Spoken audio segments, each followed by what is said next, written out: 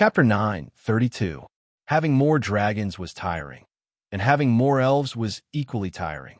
List had no choice but to spend a day getting closer to the elves under his command. As of now, he already had 1 dragon sprite, 9 greater sprites, 67 lesser sprites, and nearly 400 sprite worms. The number of elves was increasing at an explosive rate. Only a small number of them were nurtured by themselves, and most of them were obtained from outside. Part of it came from the ransom of the captives, part from the Count of Hot Spring Island, and part from the Moon Tribe. However, so many elves were still lacking compared to the Sapphire clan. As a dragon-rearing family that had 6 dragons, including the bone dragon Vayni, this family was truly shabby. They would have to wait until the entire Flame Archipelago was developed. Then, with the addition of scientific farming, the number of elves would slowly increase. In the end, they would reach the standard of the royal family that reared dragons. Besides, List also went to the kennel to look at the falconry given by the Red and White Rose family. This low-level draconic beast was of the wind attribute. Its body wasn't big, and it was slightly smaller than an ordinary flying dust dog. However, its body was long and slender, and it was good at running. It could also cast wind magic, multiple wind blades. It might not be suitable for charging on the battlefield, but it was a good helper for hunting. It was a plaything for nobles. Many nobles liked to keep dogs for hunting. Thus, a low-level dragon beast falcon hound would obviously raise the level of nobility. Not all great nobles could get a dragon beast as a pet. Dragons were very rare, and it was difficult to measure them with gold coins. However, the Red and White Rose family was generous. They gave List 3 pairs of adult dogs and 20 puppies at once. In other words, the Eagle Hound hunting clan had already become an industry of the Flame clan. Compared to List's own chocobos and rainbow whales, they were much more valuable. The chocobo ate the bloodline fruit and became a mid-level dragon, but it couldn't find another chocobo to breed. The rainbow whale was a low-level dragon beast. It was also impossible to find a second one, and it could not reproduce. On the other hand, Bampo cattle, estuarine pigs, and black blood horses had already been gradually bred to a larger scale. In a few years, they would become important industries of the Flame family. Moreover, the invisible dragon had already figured out how to release the magic power of infection from its bloodline. It could continue to infect new species of dragon-type creatures. It was not clear how the other dragons released the magic infection in their blood.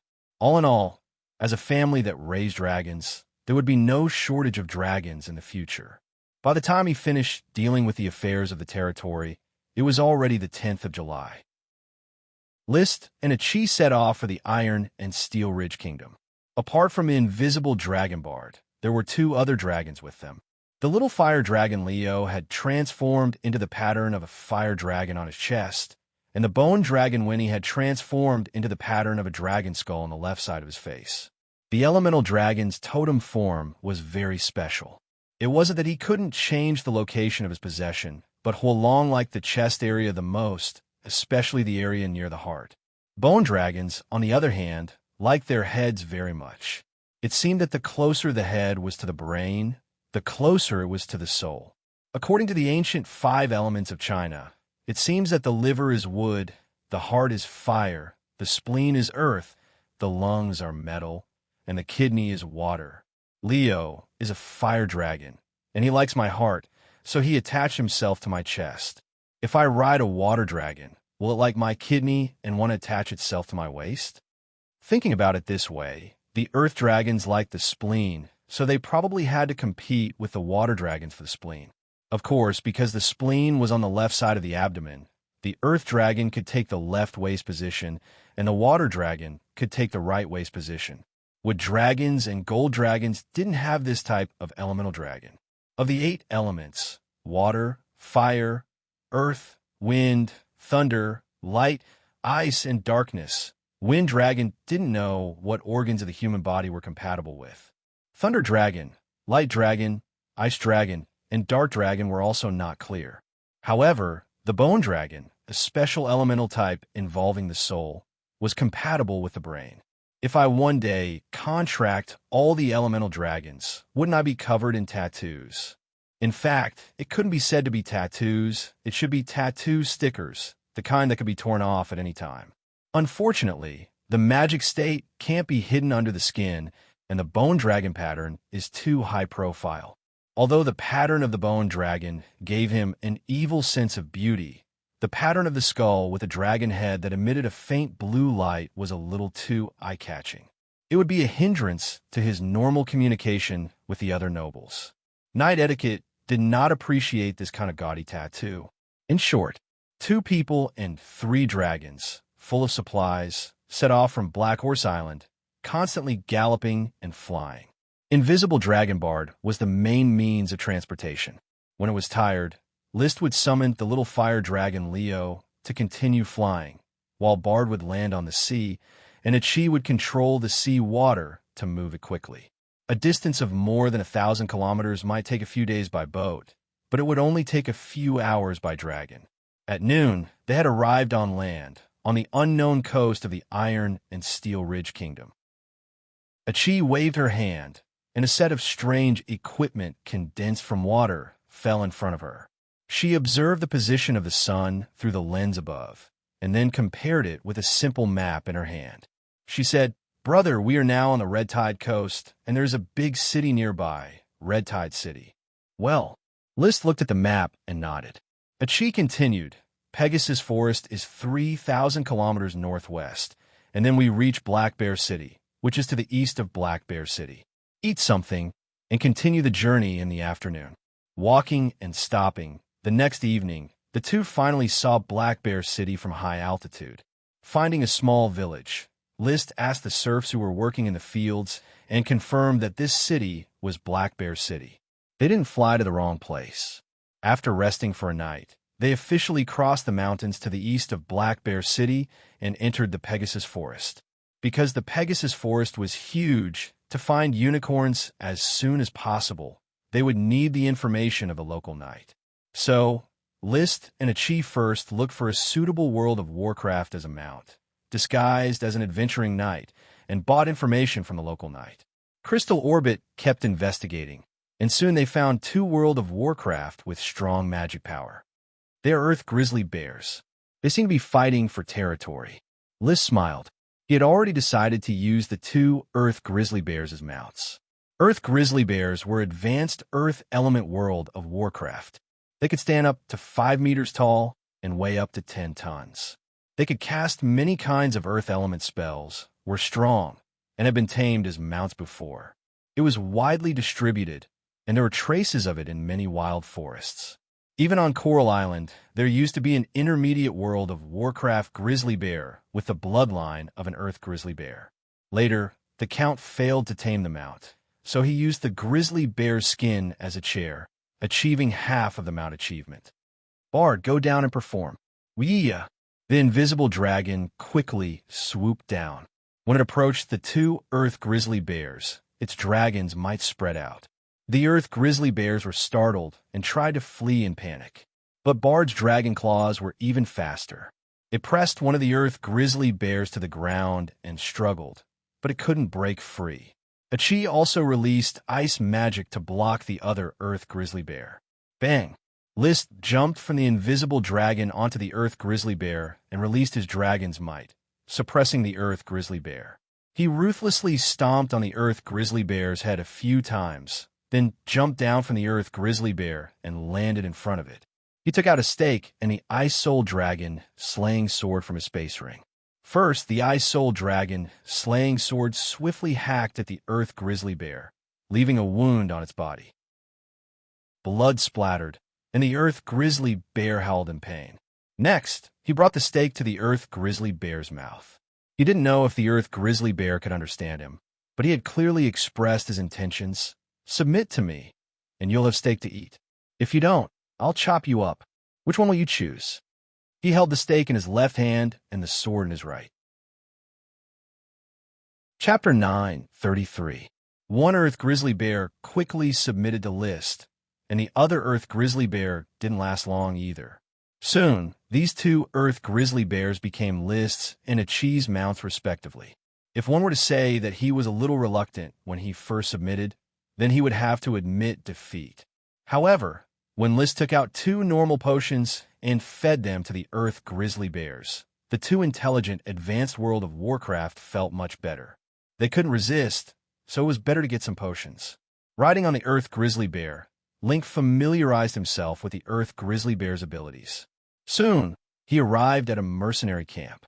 The Pegasus Forest not only had Pegasus dragons, which were popular among the noble knight class, but there was also a large number of normal World of Warcraft. These were the targets that mercenaries liked to hunt. Therefore, mercenary camps like trading markets and supply stations could be seen everywhere. At this moment, the guards on duty in the mercenary camp soon noticed the arrival of 2 huge Earth Grizzly Bears with advanced World of Warcraft. It's an Earth Grizzly Bear with advanced World of Warcraft. Be on alert. The guard hurriedly blew the horn in his hand, and the sound of the horn echoed throughout the camp. The mercenaries and knight, who were enjoying a moment of leisure, got up from their tents and wooden houses. While wearing their armor, they shouted, "What's the situation? It's advanced World of Warcraft. It's advanced World of Warcraft. Damn, there shouldn't be any advanced World of Warcraft around here. Maybe it's advanced World of Warcraft." Leader Flender just left with his mercenary group. Otherwise, he could have left advanced World of Warcraft here. The mercenary camp was made up of knight and ranger, mouse. Ranger's strength was average, and most of them were scouts. The knight's main job was to hunt. However, the strongest knight here was only an elite Earth Knight. There weren't many elite Earth Knights that used potions. Most of them were combat skill players. After all, potion players were usually from noble families, which was enough to become a Sky Knight. Even if he couldn't become a Sky Knight, he would still stay in his territory to inherit his family's business, happily cuddling with his lover and drinking wine. No one was willing to go into the forest. These undeveloped forests were dangerous and unsuitable for orders of chivalry's charge. Therefore, it was normal for a knight to be killed by a sneak attack from World of Warcraft. Few knights were willing to go into the forest to hunt if it was not for their livelihood. They were all older knights who had retired from the Lord's orders of chivalry and had not achieved enough military merits to be conferred as nobility, so they joined the mercenary corps to beg for food. As the warning horn sounded, the knight and ranger quickly raised all kinds of fences, ropes, and wooden spikes, turning the camp into a porcupine. The Earth Knights held their bows and stood on the wall of the camp, watching the Earth Barbarian Bear that was slowly approaching from afar. They prayed that the Earth Barbarian Bear was just passing by. No one dared to provoke the Earthen Grizzly Bear. The Earthen Grizzly Bear was an advanced World of Warcraft that could release many types of earth magic. It was extremely destructive, and its skin was thick, giving it an astonishing defense. Suddenly, a sharp-eyed Earth Knight exclaimed, "Someone is here!" "What do you mean?" "There are 2 people on the back of the Earthen Grizzly Bear." 2 people riding on the Earthen Grizzly Bear. How is it possible? Who can tame an advanced World of Warcraft as a mount? They're really people. I saw them too. It seems like a knight and a magician. Could be a Sky Knight. Few it's safe now. Since they are knight, they should be here to replenish their supplies.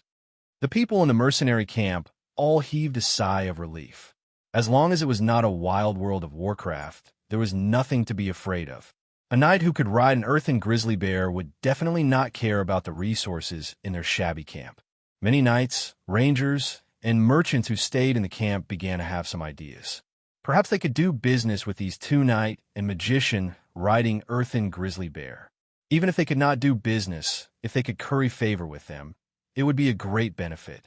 The Earthen Grizzly Bear was as powerful as a sword saint. Only a noble could tame such a World of Warcraft as a mount. Of course, a noble was worth flattering. Soon, the 2 Earthen Grizzly Bears came to the entrance of the camp. At this time, the people standing at the edge of the camp finally saw the knight and magician on the back of the bear.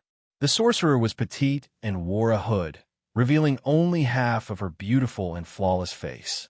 The knight, on the other hand, was tall and straight, wearing a suit of bright silver armor. It was obvious that his armor was not ordinary.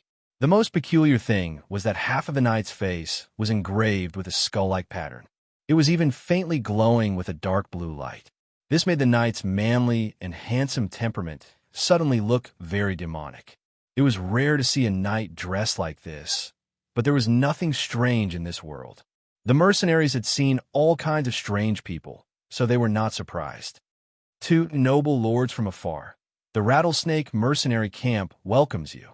The camp manager bowed. The knight riding on the back of the bear was List. He did not get down from the bear's back. Instead, he looked down from above and said with an authentic steel voice, "Are you the camp manager? I need you to do me a favor. Help me invite the most well-informed mercenary in the camp over." His way of speaking was very natural, but the pressure of being in a high position for a long time and the ferocious power of the advanced world of Warcraft made the camp manager tremble. "As you wish, my lord. I'll find him right now." "My lord, do you want to rest in the camp? I'll arrange the best cabin for you right away." "No need. Hurry up and help me find him." List fanned the air in front of his nose. He did not want to enter this dirty and smelly mercenary camp. The camp manager did not dare to delay. He immediately turned to his deputy and shouted, "Hurry up! Get Old Jack, three-legged, golden-toothed rat, Little John, Old Drunkard, and Mrs. Mendez." The deputy immediately ran into the camp and called for the people. The camp manager then turned to List and asked, "My lord, do you need food and water?" "I don't need it, but you can get some water to quench my briar and brambles thirst. If you have honey, you can bring it all over." List remembered that the earth-burly bears loved to steal honey. Even if they were stung by poisonous bees, they still wanted to eat the honey. "My lord, I have honey here." One of the onlooking merchants immediately called out when he heard that List needed honey. Another knight also said, "My lord, I also have fresh honey. It's the low-level world of Warcraft, black ring bee honey. Bring it all here." List glanced at the camp manager. The camp manager immediately understood. He quickly brought the knight and the merchant over and asked them to bring out the honey. There was not much of the two types of honey, but they quickly attracted the attention of the earth-burly bears named Briar and Bramble. They happily ate the 2 portions of honey. It was just enough for them to dye their teeth with the sweetness. "Name a price," List said. The merchant quoted a price of 3 gold coins, while the knight quoted a price of 10 gold coins. List did not know the price of honey in the wild. He just looked at the camp manager and asked, "Is the price reasonable?" "My lord, why don't you treat this honey as a tribute from our mercenary camp? The camp was built by the Rattlesnake Mercenary Group. We are very willing to serve an important person like you. I'm asking you, is the price reasonable?" List calmly repeated. The camp manager immediately felt a strong pressure. He did not dare to act on his own and replied honestly, "It's basically reasonable." So List took out a bag of gold coins, counted 15 of them, and threw them to the person in charge. "Help me pay these 2 honey merchants, and the other 2 are for the camp's clean water and services." As an upright knight, he always did business fairly. There was no such thing as a freeloader. He would not use his status as a great noble to oppress the knight and commoners. He could enjoy the respect of the lower class, but he would not take advantage of them. Of course. Chapter 9:34. Old Jack, three-legged, golden-toothed rat, John Jr., Old Drunkard, and Mrs. Mendez were the 6 most outstanding rangers in the Rattlesnake Mercenary Camp. They had all trained in battle energy. Even though they were only at the beginner level, they were veterans in the forest. They might not be able to defeat beginner World of Warcraft, but they could rely on various disguises to roam freely in the forest. They mainly relied on gathering information and exchanging information for payment. "Sir, they have almost all the information in the camp. Many rangers are their subordinates," the camp manager said. "Dismiss the others. Don't stand around and get in the way." "Of course. I'll have the mercenaries leave now." After driving away the crowd of onlookers, List did not beat around the bush and directly stated his purpose. "I need you to provide me with some information. As long as the importance of the information is recognized by me, gold coins are not a problem. But if you provide me with false information, you will be killed by my big bear and second bear." Three-legged had a sneaky look. He smiled and said, "Sir, may I have the honor of knowing your name?" "Me?" List felt that it was better to have a flashy identity in order to deal with these veterans among the rangers. Mario Red White Rose. Not only the Rangers, but even the camp manager was in awe. So it's Sir Mario of the Red White Rose family. Sir Mario, ask away. Old Jack will definitely tell you everything he knows. I pay my respects to the Red White Rose family. Three-Legged is willing to give you all the information he knows. Mendez is also willing to give you all the information he knows. The 6 Rangers rushed to express their respect and offered to give him the information for free. Looking at their eyes and expressions, they were not forcing themselves. They were sincerely willing to do so. It could be seen that the Red White Rose family had a respectable status in the Steel Ridge Kingdom. Of course, this was also because List was very young and rode an Earth Burly Bear. Others thought that even if he was not the direct heir of the Red White Rose family, he was still a very important junior. Otherwise, he would not be able to enjoy a mount like the Earth Burly Bear.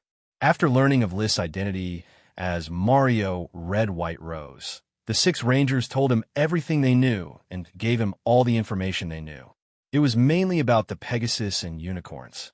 Pegasi were advanced dragons that lived in groups in the Pegasi forest. They were adept at wind magic. Even though it wasn't a powerful dragon beast, it was still comparable to a sword saint. When a group of sword saints gathered together, one could imagine the difficulty of taming and capturing them. That was why many great nobles had sent orders of chivalry to the Pegasus forest. However, the number of times they had actually captured a lone Pegasus could be counted on one hand. Even the royal family had sent a group of knights, but to no avail, they could not find a group of Pegasi. As for eyewitnesses who had seen unicorns among the Pegasi herd, there was indeed such a rumor, but it had not been verified. Sir Mario, there was indeed a knight who saw a unicorn. However, unicorns are agile. When a knight glanced at a unicorn from afar, it would notice and flee. The Pegasi herd would also flee. That's why no one has ever seen a unicorn up close, and they don't even know if they saw a unicorn. There were too many things to hide in the forest, and it was a long distance. Even a Sky Knight couldn't guarantee that what he saw was a so-called unicorn. That was why, before there was any concrete evidence, unicorns were still a magical creature that only existed in the legends. However, List believed in the existence of unicorns. In the World of Warcraft Encyclopedia, compiled by Chi, the official name of unicorns was tentatively Storm Draconic Horse. Similar to the Lightning Draconic Turtle among the Dragon Turtles, the Super Dragon among the Pegasi herd should be called Storm Draconic Horse. Moreover, List also remembered that when Kinley Truth had provided him with clues about unicorns, she had mentioned an official record between the Platinum family of the Iron Ridge royal family and the ruler of the Grand Duchy of Rose, the Red and White Rose family, which was related to unicorns. The Red and White Rose family and the Platinum family often had marriage alliances. There was a generation of Grand Duke Rose who was going to marry his daughter to the mentally retarded youngest son of the king 2 generations ago. As a result, the Grand Duke's daughter was rescued by a unicorn halfway and wandered into the forest. This matter was acknowledged by the king and the Grand Duke. Of course, List believed that this was a dirty matter between the 2 dragon-raising families. It was possible that the Grand Duke's daughter had eloped with someone, so they used the name of the unicorn to beautify it. Otherwise, how could a storm dragon horse like the unicorn, which was on the same level as the flame dragon bird and the lightning dragon tortoise, be so intelligent and so miraculous that it could ignore the powerful guards of the palace and save a young lady from the knights? His thoughts returned to the thick bass paper that the ranger had handed over. List looked at the slightly abstract map and asked, "So, the places where the unicorns have been seen are the places marked with red ink?" "Yes, Lord Mario. The places marked with green ink are the places where the Pegasi herd appears, and the places marked with purple ink are the places where the Pegasi have been caught." "Yes." List flipped to the back of the thick bast paper. The food that the Pegasi like to eat, their resting habits, and some of the behaviors of the herd are all recorded here? "Yes." Nodding, List put away the thick bast paper and took out 60 gold coins, handing them to the person in charge of the camp. "You take a cut, and let the 6 of them split the rest equally. I will be taking this information and map. Lord Mario, we are all volunteering to give you this information." Do as I say. List did not care about this bit of gold coins. On the contrary, he took out another 100 gold coins. If I cannot find the Pegasi herd, I will come back. You can use these gold coins to help me find new information. As long as it is of help to me, I will give you more rewards. He jumped onto the back of the earth burly bear and shook the cloak that covered his armor. He said in a clear voice, "Remember, the red and white rose family has money." Achi smiled secretly. Briar and Bramble started to turn around. List added with a sense of immersion, "Don't save money for me." His voice was powerful and resonant. As the two earth burly bears left, it echoed in the ears of the person in charge of the camp and the ranger. They looked at the tall and straight figure that was getting further and further away. A ranger could not help but sigh. As expected of the red and white rose family. Yes, Lord Mario's elegance is as dazzling as the morning sun. If you can follow behind Lord Mario, you will definitely be bathed in the glory of a night. You will have endless gold coins to spend. List could not hear the flattery of the rangers. However, he was in a good mood. Sure enough, the feeling of throwing money at people makes me feel good all over. Why didn't I transmigrate to the red and white rose family? With the wealth of the red and white rose family and my personal talent, I should have unified the three kingdoms long ago. Chapter 9:35. Hoeing rice at noon, sweat dripping on the soil. Who knew that every grain on the plate was hard work? 160 gold coins were enough for a free family to live for a lifetime. Even with Liz's standard of living, it was enough for 3 to 5 breakfasts. So he secretly warned himself to be thrifty when it was time to be thrifty and not to waste precious gold coins in unnecessary show-off. After all, he did not announce his real name, and no one would know his true strength after showing off. I will personally make the red and white rose family famous, as a favor to Ma Shu for the gifts. List waved his hand, dispersing these messy and boring thoughts. When Big Bear and Bramble entered the dense forest, he signaled to Chi, "Give them 2 space magic beacons. We will change to Bard. This way we can move faster. We don't have much time to waste here." Yes. Chi waved her hand, and 2 space magic beacons were engraved on the fur of the earth burly bear. List touched the head of Big Bear, threw a piece of steak into its mouth, and said, "You two live freely in the forest. I will come back to find you when I need you." The earth burly bear was too slow and made too much noise, so it was not suitable to find the Pegasus herd. When List and Achi left with the invisible dragon, the 2 earth burly bears were still dizzy and did not know what had happened. But when the invisible dragon's aura was completely gone, the 2 bears looked at each other and glared fiercely at each other, as if they were about to fight again after losing List's suppression. But soon the 2 gave up staring. Each chose a direction and ran wildly. Life was precious, but love was even more valuable. For the sake of freedom, both could be abandoned. At this time, the dawn of freedom had appeared, and they did not want to continue to be ridden on their heads by humans who were like ants. Riding the invisible dragon, the speed of the search was greatly increased. The 2 humans and 3 dragons that had escaped into the material boundary spent almost 10 minutes searching for a green that indicated the presence of a group of Pegasi, half an hour searching for a purple that captured a Pegasus, and 3 hours searching for a red that indicated the sighting of a unicorn. The crystal white tracks had a radar-level magic power discrimination effect. On the afternoon of the second day, he finally discovered a large amount of greenish-gray magic light at a green punctuation point, outlining many winged horses. The light of the wind mana retroaction was mostly of different shades of green. Coupled with the fact that the horses had wings on their backs, there was no doubt that the horses stationed around the river below were a group of Pegasi.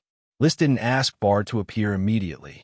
Instead, he carefully examined every ray of mana retroaction among the Pegasi herd. The greenish-gray rays varied in strength, but he didn't find any higher-level magic power. They were all low-level devils. In other words, there was no storm dragon horse among the group of Pegasi. No, looks like I haven't found a real Pegasus herd yet. There are only 1, 2, 3 for 26 Pegasus. It's probably a small herd, or a small group from a large herd.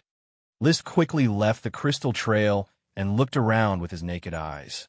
Through the gaps between the trees, he could barely make out the true appearance of the Pegasus. Unlike the pictures and descriptions provided by the ranger, these Pegasi were similar to normal horses. However, its front legs and shoulder blades were slightly stronger, and a pair of wings grew out from the shoulder blades. Since they weren't flying, these wings were retracted to their sides. The color wasn't silver as described. Instead, it was mainly silver with some light gray patterns and light blue patterns on the wings.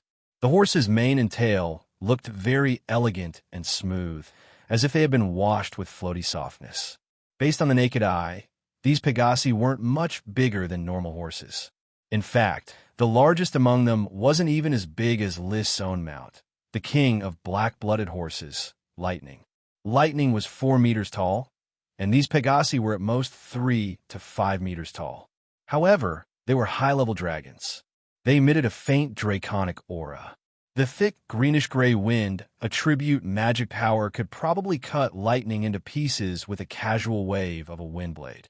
"Brother, we can follow this Pegasus herd." A chief found no female Pegasus or foals among them. This shouldn't be a single herd.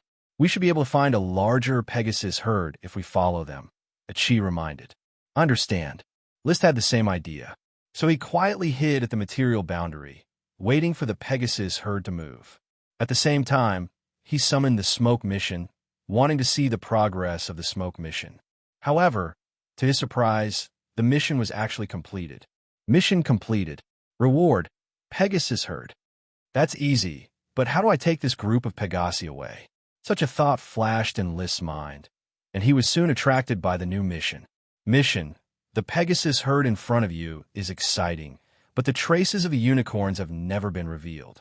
However, for you who have magic eyes, you are very good at spying on creatures hiding in the dark. Please find a Pegasus with a horn. Reward: a Pegasus with a horn. Well, I still have to continue looking for unicorns. I'll follow the original plan and follow this group of Pegasus to the large herd. Although the plan was good, the process wasn't wonderful. After following the Pegasus herd for a whole day and night, this group of Pegasus had no intention of joining the large herd.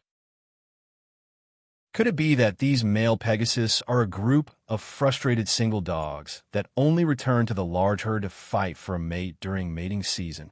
Thinking of this, he quickly made a decision and said to Achi, "I'm afraid these Pegasus won't return to the large herd in a short time. Achi, why don't we put a spatial magic beacon on them first, and we'll continue to look for other Pegasus herds?" Okay. With Achi taking action, they quietly approached the Pegasus herd from the material boundary, put a dozen spatial magic beacons in a row, and then left. They continued to look for the Pegasus herds on the map one by one. After searching for half a day, they found another small Pegasus herd, with only 17 adult male Pegasus. Just as List was about to let Achi put a spatial magic beacon on the map and continue looking for new Pegasus herds, one of the Pegasus suddenly raised its head and neighed. Then, all the Pegasus in the small herd raised their heads and neighed. They quickly gathered and stared at the dense forest in front of them. It was a light yellow monster quietly approaching the Pegasus herd. List was momentarily attracted by the appearance of the intruder. It was a big cat with a special body structure, as large as an elephant. Its face and mane were similar to that of a lion, but its claws were like eagle claws. Its body was covered with hard hair like a hedgehog, a pair of bat-like wings, and a poisonous stinger like a scorpion's tail. Achi quickly guessed the identity of the intruder. It's a manticore, Big Brother. It's a dark element super warcraft, and its tail is extremely poisonous. Touch it and you'll die. A manticore, huh? List nodded, not intervening in the process of the manticore hunting the Pegasus. According to the ranking system, high-level dragons were more precious than super warcraft. However, from the nervousness and restlessness of the Pegasus herd when facing the manticore, it could be seen that the manticore seemed to feed on the Pegasus. It could be seen that the ranking system of World of Warcraft did not represent the actual combat power. Big Brother, do you want to help the Pegasus? They're all Big Brother's personal property, Achi asked. The little siren was deeply influenced by List as she grew up. She already believed in one principle. Anything that her big brother liked was her big brother's personal property. Now that List liked the Pegasus herd, the Pegasus naturally belonged to List. Chapter 9:36. Facing the Manticore's relentless advance, the 17 Pegasi raised their heads and neighed, even rousing their magic power to attack first. However, the Manticore was not in a hurry to attack. It only approached slowly, giving the Pegasi a strong sense of oppression, forcing them into a state of confusion. It was good to win in the chaos and get the prey they wanted.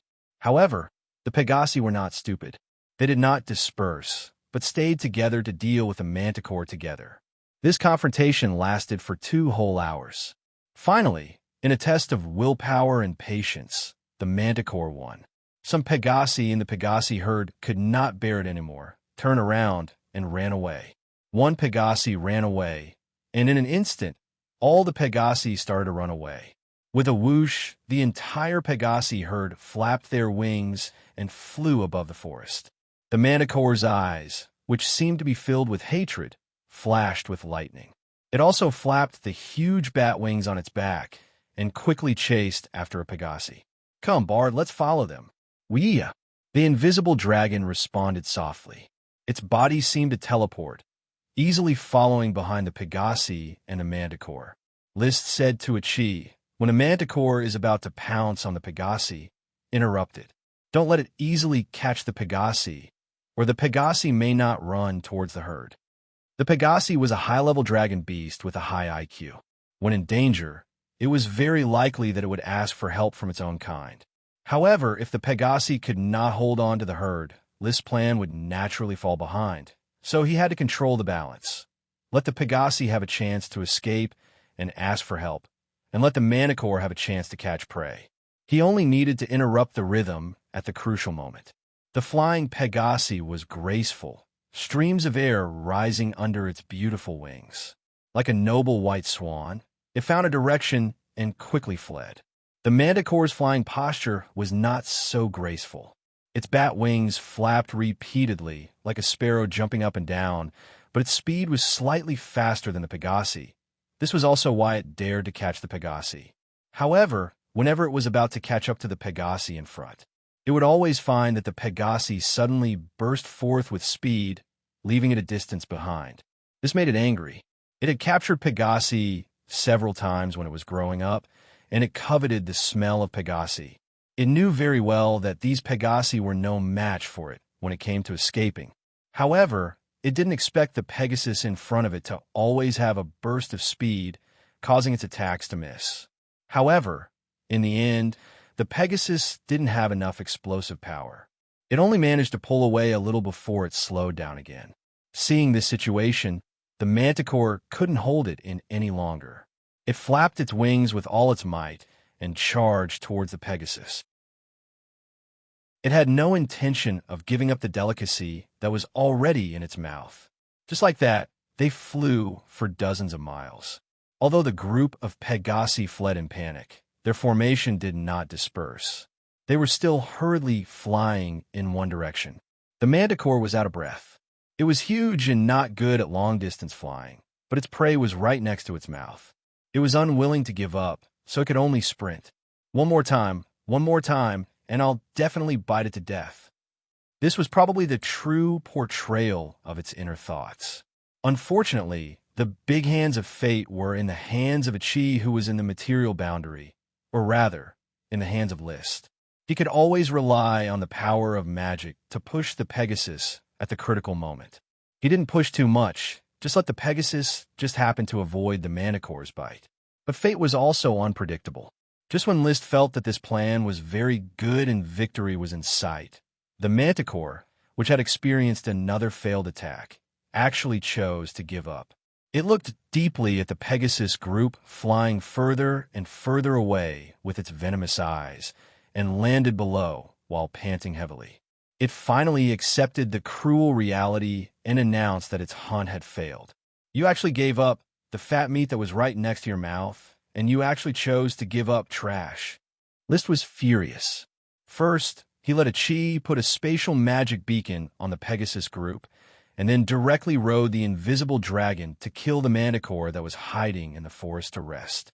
Taking out the dragon spear, Thunder Fury, he directly used the dragon fighting technique, Toxic Dragon Drill. The dragon spear stretched out from the material boundary like a drill, and with lightning speed, it pierced into the manticore, who was so tired that it was seeing stars. The powerful power of the Dragon Knight poured in. The manticore didn't have any reaction and was stabbed to death. Looking at the manticore that was killed with one shot, List quickly organized the space rings, freed one of them, and stuffed the huge manticore into the gem space. The space ring had a diameter of 5 meters, which could barely fit the manticore. After doing all this, there was no hesitation. Following the response of the spatial magic beacon, he quickly chased the Pegasus group. He wanted to see if the Pegasus group would continue to seek refuge in the large group after being frightened, and it was this idea that allowed him to reap rich results. The Pegasus group continued to fly, crossing a distance of hundreds of kilometers with good endurance before lightly landing in a valley surrounded by mountains.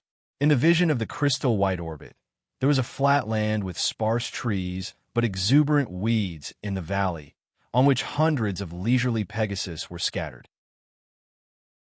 Green-gray mana retroaction lights rose and fell, among which there were 3 special green lights, which were a kind of emerald color. And on the top of the Pegasus's head, there was a sharp horn slightly longer than the horse's head. Storm Dragon Horse. List felt relieved. Hard work paid off. Although his plan to have the manticore chase the Pegasus had failed midway, he still achieved the final result he wanted.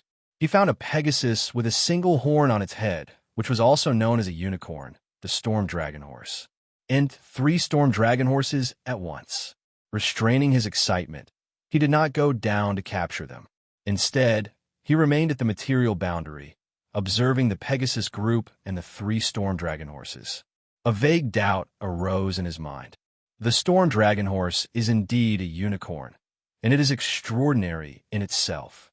The magic power of the horn on its head is definitely at a high magic level. But this mission is to help a Chi find him out. With a Chi's identity as a high mage, is she going to ride this kind of Storm Dragon Horse? It wasn't that he looked down on the Storm Dragon Horse, but that it really wasn't worthy of a Chi. After all, the invisible Dragon Bard had wanted a Chi to ride it, but a Chi had rejected it. How could the Storm Dragon Horse be a Chi's mount? Just as he was pondering, a cloud of smoke appeared out of nowhere and quickly condensed into illusory serpentines. Mission completed. Reward, Storm Dragon Horse. In a flash, the smoke suddenly dispersed and condensed into a new serpentine.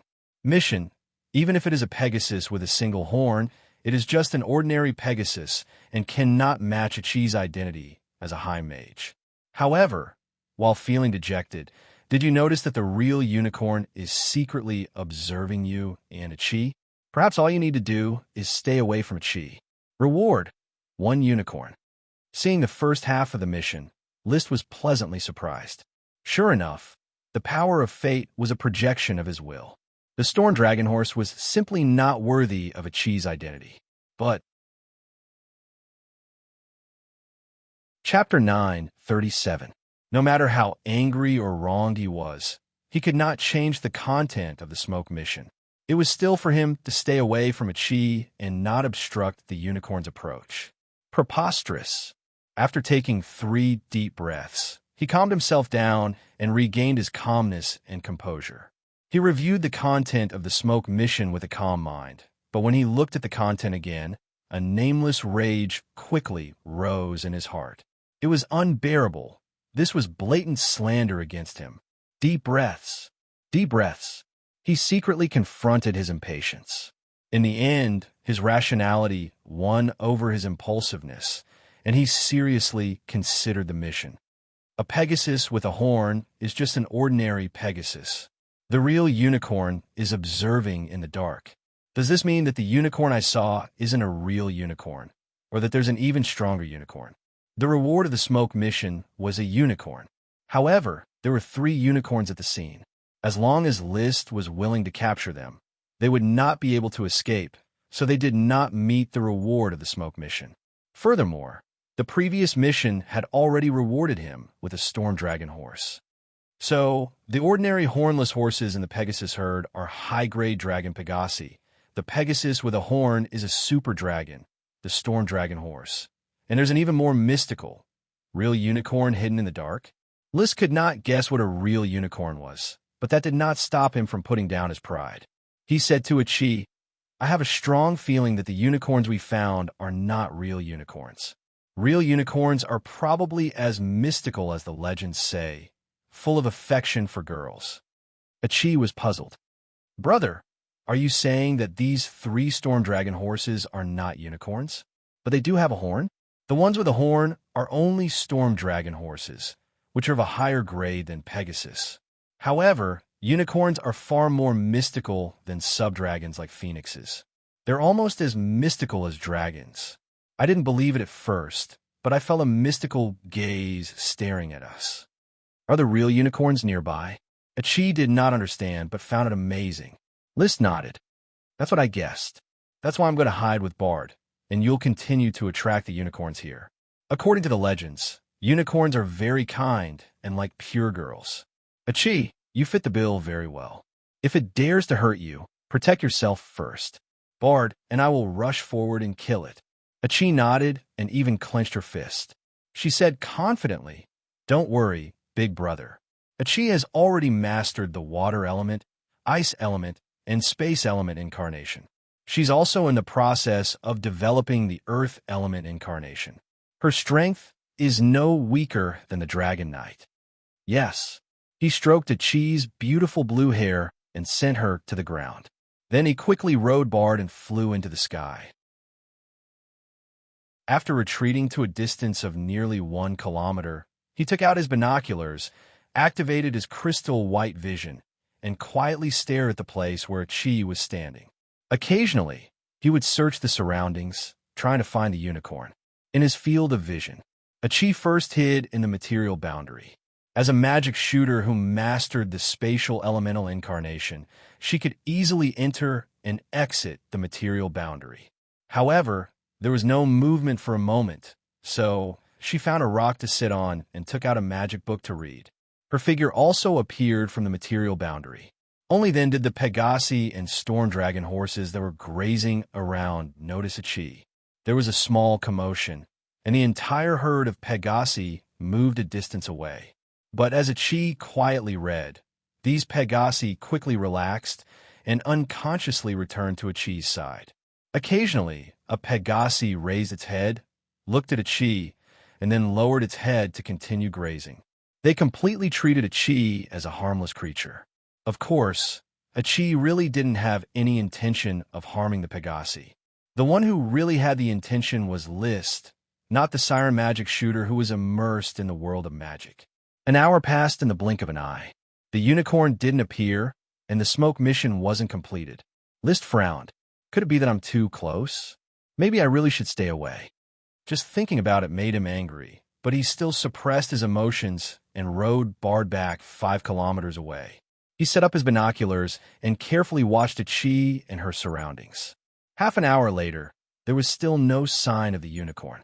List was so bored that he started talking nonsense with the invisible dragon, using the mind as one connection.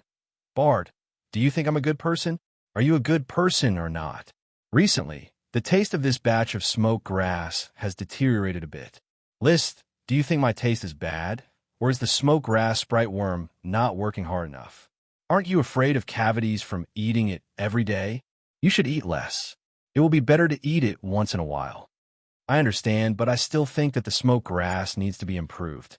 Let the Magic Guild's mages evolve the smoked grass sprite worm into a smoked grass lesser sprite.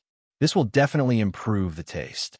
Do you think that a sprite worm can casually evolve into a lesser sprite? Why don't you just throw me a few space gems? I gave you the red dragon water in vain." Everyone has a share of the red dragon water, not me alone. "How about this? I'll give you a red dragon water in exchange for a space gem. 100 for 1. Aren't you afraid that the wind will cut your tongue? 3 for 1. Why don't you just rob someone?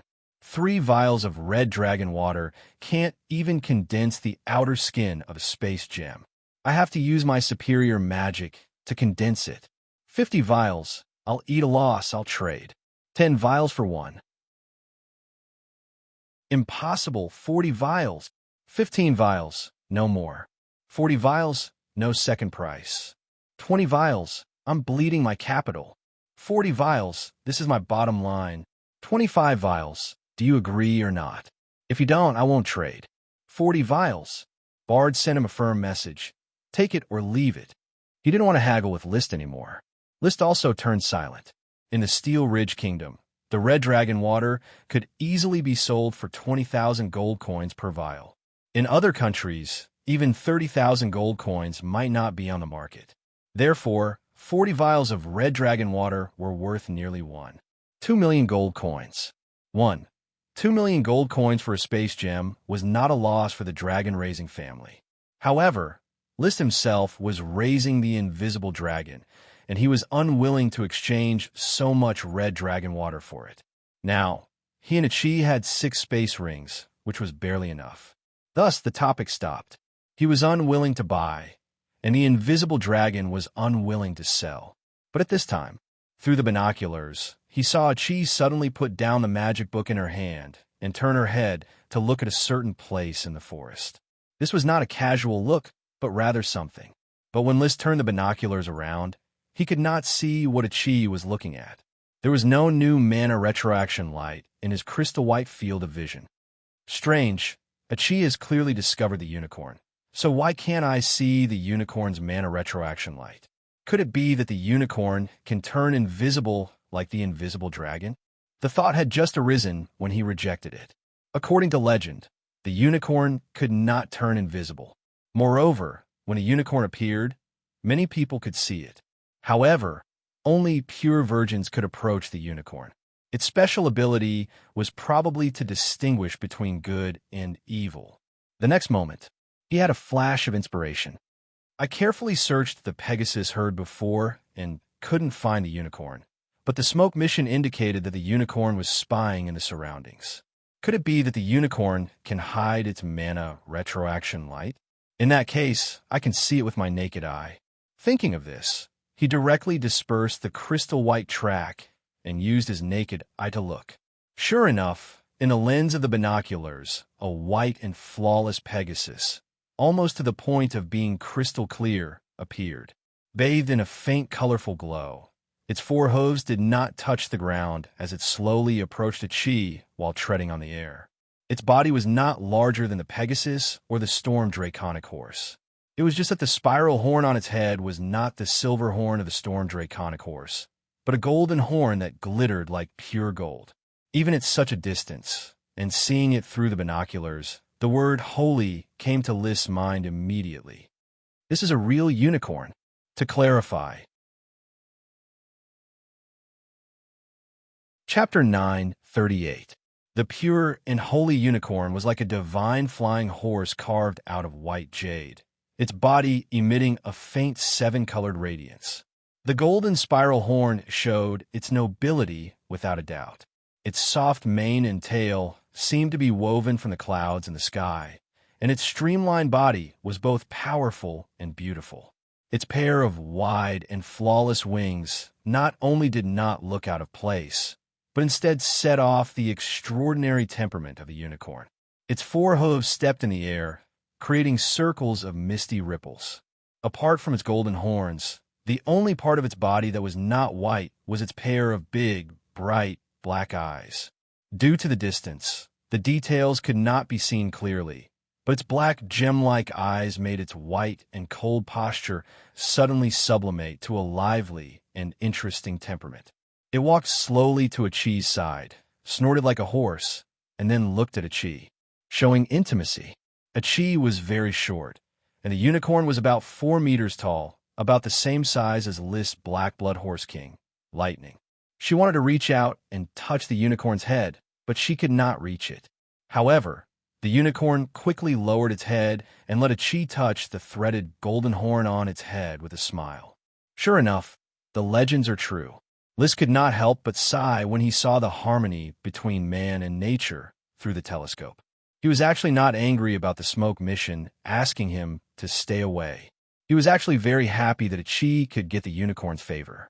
This trip was originally to find a suitable mount for Ichi. The more noble and holy the unicorn was, the more it suited Ichi's identity. I'm getting more and more curious about how many legendary creatures and treasures really exist. There's a real unicorn above the storm dragon horse. So, is there a real phoenix above the blazing dragon bird? What's above the lightning dragon turtle? There were also many legendary creatures as magical as the unicorn. The three-headed hellhound that suppressed the land of exile, the sea monster hydra that roamed in the Devil's Sea, the three-headed monster chimera that had the head of a goat, a lion, and a snake, the giant wolf Fenrir that constantly ran on the icy land, the giant python that circled the continent head to tail, and the unkillable giant lion Nemea. There was also the guardian of the golden apple, a laden dragon that could not fly and could only run on the ground. In addition, there were also records of Asian dragons that were as powerful as dragons, the Leviathan, the behemoth of the sea, the behemoth of the land, and the behemoth of the sky. Do all these creatures exist? Are they as magical as the legends say?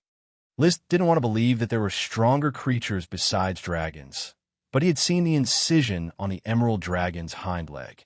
It was definitely left by a creature more terrifying than the holy dragon. He had also obtained the wood of the golden apple. The handle of the scepter of time was made of this wood. If there was the wood of the golden apple, there would naturally be the golden apple. As for La Dong Long, who was guarding the golden apple, why wasn't he real? Most importantly, List had once seen an even more powerful existence, the Weave Dragon. The mana emitted by this dragon supported the entire magic civilization. If even such an inconceivable creature could exist, what else could not exist? In this magical world, anything is possible. He continued to observe the unicorn through the telescope. He could clearly see the unicorn's appearance with his naked eye, but once he used Crystal Track, the unicorn would disappear from his field of vision. He couldn't see the light of mana retroaction, nor could he see the unicorn's crystalline structure. It was as if such a creature had never existed. It was very magical, and List wanted to find out more about it. However, he resisted the urge and didn't approach, giving Ichi time to subdue the unicorn. Unlike the dragon that List subdued, the unicorn approached Ichi of its own accord and quickly knelt on its forelegs, lowering its body so that Ichi could climb on its wings. Although it had an extra pair of wings, it didn't affect riding. Ichi was already skilled in horsemanship, so she was soon able to ride the unicorn for a leisurely stroll on the ground. When the storm dragon horses and Pegasi saw the unicorn approaching, they all lowered their heads to show their respect, as if they were subjects meeting their lord. He didn't know what the relationship between the unicorn and the Pegasi was, but among the Pegasi community, the unicorn was the king. The storm dragon horses were second to it, and the Pegasi were the lowest. After slowly galloping for a moment, the unicorn soon gently flapped its wings and flew. Its wings were more like decorations, not flapping much. However, its speed of flight wasn't slow at all. It was like a shooting star that suddenly shot into the sky and then suddenly landed on the treetops. It was even faster and more agile than the teleportation of the invisible dragon. The most peculiar thing was that when it flew at high speed, it would leave a rainbow behind it. Red, orange, yellow, green, cyan, blue, and purple. The colors weren't very obvious, and they quickly dissipated. However, the effect it brought was definitely at the level of a dream. Ichi quickly fell in love with the unicorn. Even List, who was watching from afar, had the heart of a young girl, wanting a unicorn that could create a rainbow. After flying for about half an hour, the unicorn began to fly toward List with Ichi on its back. When approaching the material boundary where the invisible dragon was hiding, the unicorn clearly hesitated for a moment, as if it already knew that the invisible dragon was hiding at the material boundary. It was unknown what Ichi said to it, but the unicorn relaxed and slowly approached the invisible dragon. "Brother, tell Bar to come out." Ichi has already spoken to the unicorn. Hearing Aqi's shout, List emerged from the material boundary and quietly floated in the sky. Bard stared at the unicorn, full of curiosity. Both he and List fell in love with this unicorn that could create rainbows. Wuxia! Bard tried to greet it. Snort! The unicorn opposite him snorted. It was unknown if it was responding to Bard. Achi! The unicorn can understand you? List's eyes sparkled. He really wanted to ride the unicorn to prove that he was also a pure person. The unicorn is very powerful, brother. Not only can it understand Achi's words, but can also directly communicate with Achi through consciousness. It also has many mystical aspects, but because it has never come into contact with humans, many of its habits and abilities are waiting for Achi to slowly explore. It has never come into contact with humans? List urged Bard to descend slightly. He glanced at the unicorn's crotch and discovered that it was bare. Is it male or female? Brother, the unicorn has no gender. No gender? Yes, like dragons and elves, it has no gender. But Achi doesn't know where it was born, and the unicorn itself doesn't know either. It has lived among the Pegasus for as long as it can remember, and it was the female Pegasus who took care of it. Now, all the Pegasus in the Pegasus forest listen to it. So it lets you ride it. Does it mean it recognizes you as its master? I don't know. It just likes Achi very much, and Achi likes unicorns very much, so it is willing to listen to Achi's commands. Achi smiled proudly, like a child who had gotten her favorite toy. Even though she had become a knowledgeable magic shooter, she still retained the innocence of a siren. Perhaps it was this innocence that attracted the holy unicorn. Did you trigger a contract or spirit merge? No. We can only communicate through consciousness. Hearing that there was no contract between Achi and a unicorn, or that there was a spirit merge like riding a dragon, List was a little disappointed. He actually believed in the constraints of contracts, but since there was no contract, it was best to lure the unicorn and the entire Pegasus herd to Flame Island. Chapter 9:39. In the next 2 days, List and Achi stayed in the valley, familiarizing themselves with the unicorn. The bone dragon Winnie, the fire dragon Leo, and the invisible dragon Bard scattered around the periphery of the valley, each occupying a place to rest. In order not to disturb the Pegasus herd, List didn't let them get close to the valley. Achi got along very well with the unicorn. She was basically familiar with all the magical characteristics of the unicorn. However, when it came to List, he could not even touch the unicorn. Even when Achi spoke up for List, the unicorn still refused to let List touch it, let alone try riding it. Interesting, I like it. List could only laugh dryly to hide his embarrassment. Usually, he was the one riding a dragon, and others were envious. Now that it was Achi riding a unicorn, he was envious.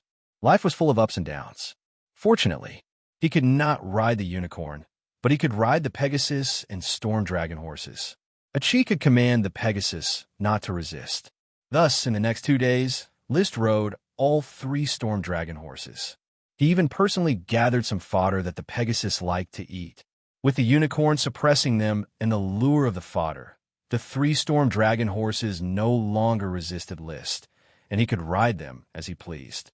The Storm Dragon horse was not as dreamy and beautiful as the unicorn, but it was still a top-notch super dragon beast. It could fly at more than 150 kilometers per hour, and it could fly for a day and a night without tiring. Even an ordinary Pegasus could fly at more than 100 kilometers per hour and could easily fly for 3 to 5 hours. When running on the ground, the Pegasus was about the same speed as the Storm Dragon horse, about 100 kilometers per hour. However, their endurance was astonishing, and they could run all day. After all, they were high-level super dragon beasts, and they were many times stronger than ordinary dragon horses. If orders of chivalry could equip a large number of Pegasus, their combat power would definitely be terrifying. After all, the combat power of an ordinary Pegasus was equivalent to that of a sword saint. At that time, unless the Dragon Knight took action, the Domain Knight and Ancient Warrior Inheritors would not be enough. At that moment, another neigh came from the sky. A small group of Pegasi flew over and landed in the valley, neighing at the 3 Storm Dragon horses in the lead. The The storm dragon horses responded, and a new Pegasus strolled quietly in the valley, grazing with the other Pegasus. This was the fourth batch of Pegasi that had arrived in the past 2 days. Of course, it wasn't the Pegasi that came on their own initiative, but List's idea. He asked Chi to communicate with the unicorn, and through the unicorn, he ordered the Pegasi herd to call back all the scattered Pegasi. When he left, he would take away all the Pegasi in the Pegasus forest, leaving none for the Steel Ridge Kingdom. One day, as the last 2 batches of Pegasi arrived, the unicorn told Chi that all the Pegasi in the forest had returned, except for those that had been captured by human knights.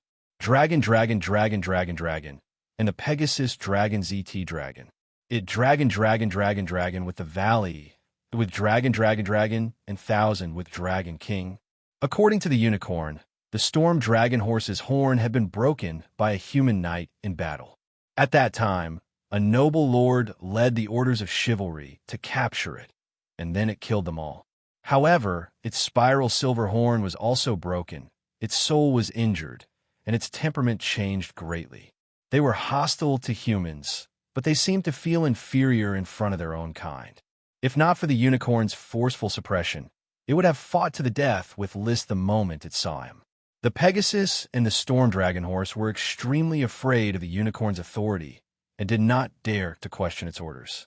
In terms of size, unicorns were indeed very similar to Pegasi. But in terms of life essence, unicorns were a completely different species from Pegasi and Storm Dragon horses. After all, they didn't even have reproductive organs. Moreover, as Chi continued to explore, the unicorn's abilities became more and more mystical. Every time she discovered an ability, the gap between her and the Pegasus widened.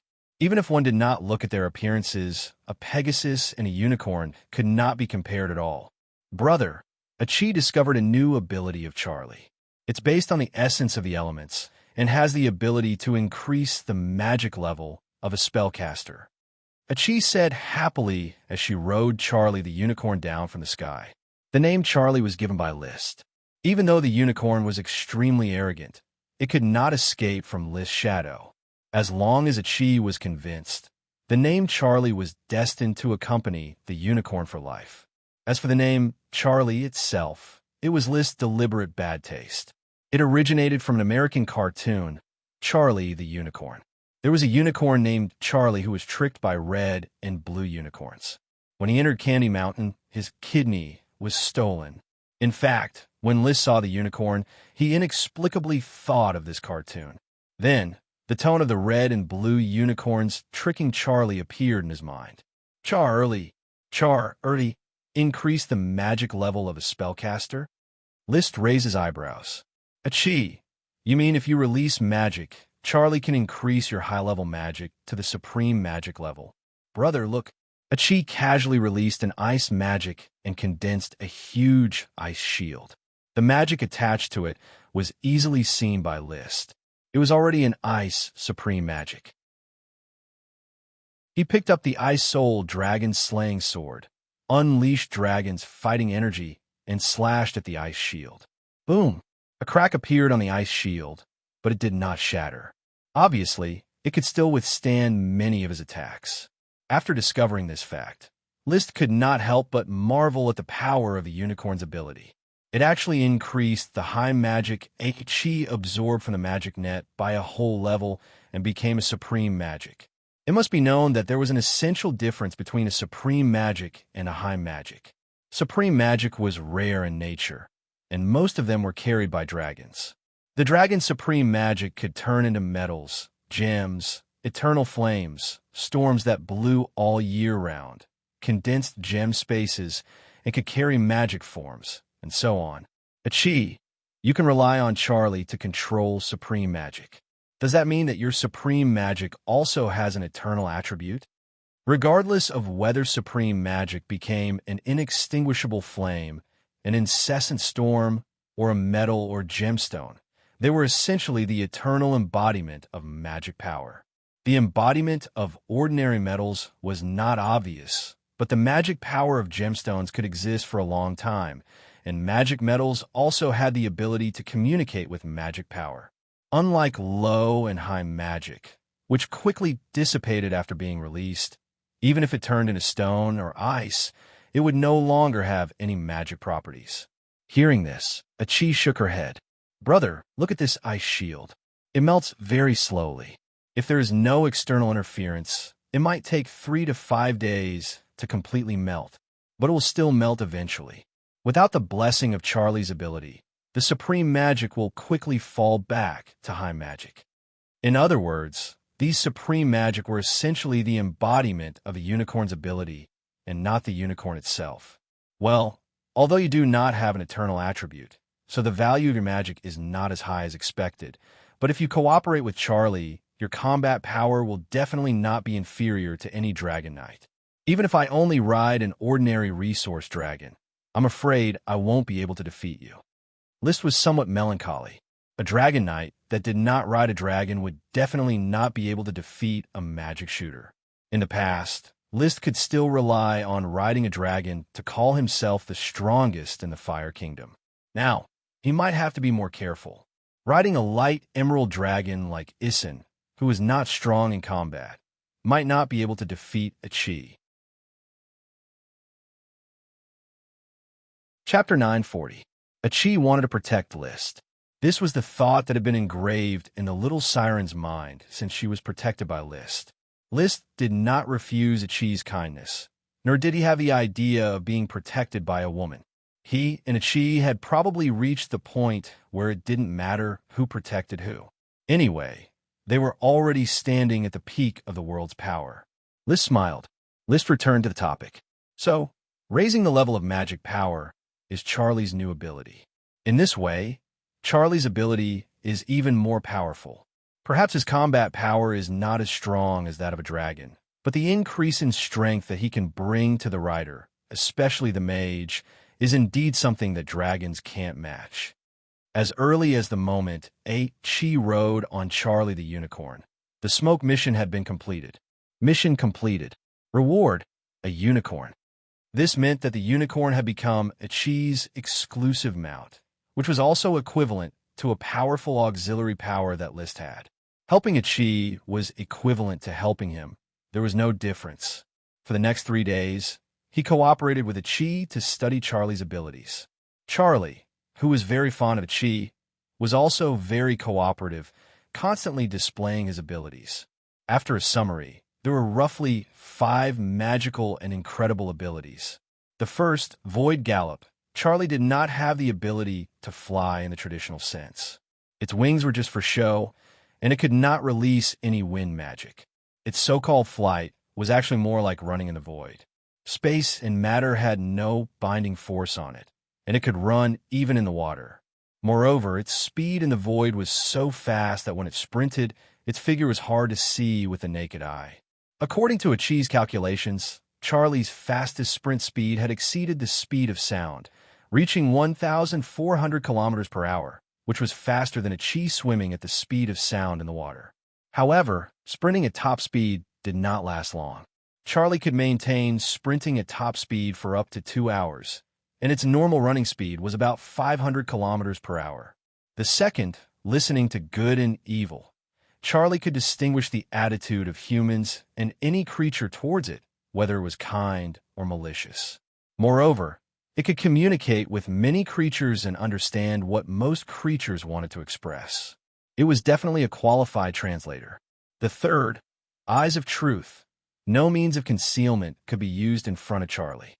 At a glance, it could see through the invisible dragon hiding in the material boundary. Be it this kind of spatial concealment, camouflage, or transformation, nothing could escape its eyes. The fourth was the pure element. There seemed to be no magic flow in Charlie's body, but it could cooperate with Achi to show various characteristics similar to elemental incarnation. In particular, the space elemental incarnation allowed it to follow Achi into the material boundary and travel through space with the help of the invisible Dragon Bard. The fifth one was magic power enhancement. This was the ability Achi had just discovered. It could enhance a spellcaster's magic power to a higher level. Each of the 5 abilities was miraculous, making the unicorn's value equal to that of a dragon. To some extent, unicorns were even more valuable than dragons. It was true that it could not produce resources and did not have the combat power to suppress a country. However, if it was used with a magic shooter, it could allow a magic shooter to unleash a powerful combat power comparable to a dragon knight. The ability to listen to good and evil allowed it to act as a translator in front of various creatures, which was definitely beneficial to the development of animal husbandry and breeding. For example, it could control the Pegasus herd. This was of great value and could help List in his new smoke mission. Charlie the Unicorn has become a Chi's profitable mount and assistant. Although you don't know the relationship between the Pegasus herd and unicorns, this will not prevent you from migrating them to Flame Island and making them the exclusive Pegasus herd of the Flame family. Please complete this migration of Pegasus. Reward: Sun's Child Blood Password. With Charlie the Unicorn, driving the Pegasus to Flame Island was a piece of cake. As for the mission reward, List was a little surprised, but he did not feel surprised. There was a group of great mages in the Guild of Magic who were immersed in druid magic all day long. They studied druid transformation, magic bean planting, and the growth of transformation trees. And the basis of all druid magic research was the blood of Sun's Child. The descendants of the Sun, Phil the Old Cobbler, were born batch after batch. This group of mages arranged a group of willing female serfs to borrow seed from Old Phil and bribed Old Phil's legitimate widow wife, so that there was no problem in borrowing seeds. It was submitted to the committee for review and handed over to List to make a decision. The great mages also swore that they would never mistreat the newborn babies of Sun's Child and would train them as magic apprentices. After hesitating for a long time, List reluctantly agreed to this request. He also hoped that druid magic could really shine and contribute value to the Fire Kingdom. I'm finally going to crack the blood password of Sun's Child. Does this mean that in the future, the mages of the Fire Kingdom, no, it should be the Arcanists, will also be able to cast druid transformation magic? List's identity as a mage was gradually fading. In the future, all the researchers and spellcasters related to magic would be collectively known as Arcanists.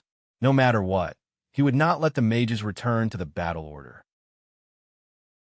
As the beneficiary and manipulator of the Knight system, he needed to ensure that the Knight's ruling position would not be shaken for 10,000 years. Chi, you and Charlie are almost done getting used to each other. It's time to leave the Pegasus Forest. On the 22nd of July, List decided to return. They left on the 10th of July and had already spent 12 days in the Pegasus Forest. The return journey would probably take another 2 days, which was exactly 2 weeks, which was in line with the expectations of the departure. Any more delay, and there would be a lot of accumulated work to do when he returned to the territory. Even if he could throw most of the work to his followers and his father, Marquis Oxdale. The country's early days could not be separated from his decisions. A large part of the reason was his own doing. He blindly pursued big work and started countless projects at the same time, which made his subordinates and officials unable to coordinate and maintain such a huge mess. Brother, Chi has already told Charlie that it will let the Pegasus herd leave with it. Yes, let's first plan a route to avoid the places where humans live and then approach the coastline. But these Pegasus probably do not have the ability to fly across the sea, so we need Chi's help. Don't worry, brother. Chi can already release supreme magic, so it won't be a problem to bring the Pegasus herd to sea. That was indeed the case. When the Pegasus came to the seaside, Chi directly condensed a few huge ice shields, which floated on the surface of the sea. When all the Pegasus were on the ice, she rode on Charlie the Unicorn and controlled the water flow to move the ice quickly on the surface of the sea. After a short acceleration, they quickly reached a speed close to the speed of sound. Chi, are you tired? List and Bart also stood on a huge ice shield. It's very easy. With Charlie's help, the cost of casting spells is very small, but the effect is very strong. Chi touched Charlie's silky mane and replied with a smile. She was in a very good mood these few days with such a beautiful and powerful mount. An hour and a half later, the Pegasus herd successfully arrived at the Island of the Heart. Chapter 941. The spectacular sight of the Pegasi stepping out of the magic sweeping reed attracted many onlookers. It was the first time many people had seen a beautiful, spirited, and winged horse. The Flame Person and Moonkiller Person all raised their heads and tried their best to look, wanting to admire this elegant creature that looked like a white swan. Suddenly, a knight pointed to the sky and exclaimed, "Horns! These Pegasi have horns, long silver horns. Knight's glory, is that a unicorn I'm looking at?" A unicorn? A knight heard the exclamation and quickly found the storm dragon horse with a silver spiral horn on its head, then quickly joined in the exclamation. "It's really a unicorn. Unbelievable. I'm actually looking at a unicorn, the purest creature in legends. 1, 2, 3. For there are actually 4 unicorns, and one of them has a broken horn. Knight's glory, His Highness actually brought back so many Pegasi and unicorns. Unbelievable." What's so unbelievable about that? You should know that His Highness used to raise phoenixes in Thorn Castle. Some knight quickly calmed down after the excitement, retorting with the tone of someone who had seen much of the world. "That's right, His Highness has even ridden so many dragons. These unicorns and phoenixes are nothing." At this moment, just as the Pegasi group flew out of the magic sweeping reed gate, 2 figures suddenly appeared in the sky. One of the figures was very familiar to the knights. It was the holy and incredible invisible dragon bard, the great dragon knight lord who often rode Bard to inspect the place. However, the next figure quickly caused the knights to fall into a daze. It was a spirited creature that looked like a Pegasus. It was pure white and flawless, with a golden horn on its head and a body covered in rainbows.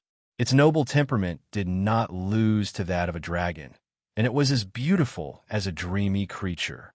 It's His Highness Achilles. His Highness Magic Shooter is riding a unicorn, right? Yes, that's a real unicorn. Legend has it that only the purest of girls can approach unicorns, and only His Highness Achilles is qualified to ride one. The Pegasus and unicorn Pegasus flying in front of us are no match for His Highness Achilles' mount. Just as Liszt had expected, Charlie the unicorn's appearance attracted everyone's attention. Even the invisible dragon bard paled in comparison. Of course, it wasn't that the knights felt that unicorns were nobler, but rather that they had seen the invisible dragon often, so it was no longer a novelty to them. It was their first time seeing a unicorn. "Big brother, Achi is going to settle down the Pegasus herd. It might take some time to find a place that the Pegasus like, but Charlie is very fast. It should only take a few days," Achi said. "Okay, you go ahead. I have to go back to take care of business. Let me know when you've chosen the Pegasus habitat. I'll personally supervise the territorial officials to build a Pegasus ranch. I hope the Pegasus herd will be of use to me as soon as possible," Liszt replied, thinking about his Burning Legion. At present, the Burning Legion's plans were already very rich. Orders of chivalry with the flame dragon bird as a mount, orders of chivalry with the giant elephant as a mount, blizzard orders of chivalry with the blizzard beast as a mount, and ordinary burning orders of chivalry with the black blood horse as a mount. Now, there were the Pegasus orders of chivalry with the Pegasus as a mount. Of course, there were still many difficulties in forming all these orders of chivalry. The flame dragon bird could not be mass-produced, and the fire demon swordsman had not yet been trained. No suitable breeding plan had been found for the blizzard beast, and the bloodline fruit was too rare to produce blizzard beasts in batches.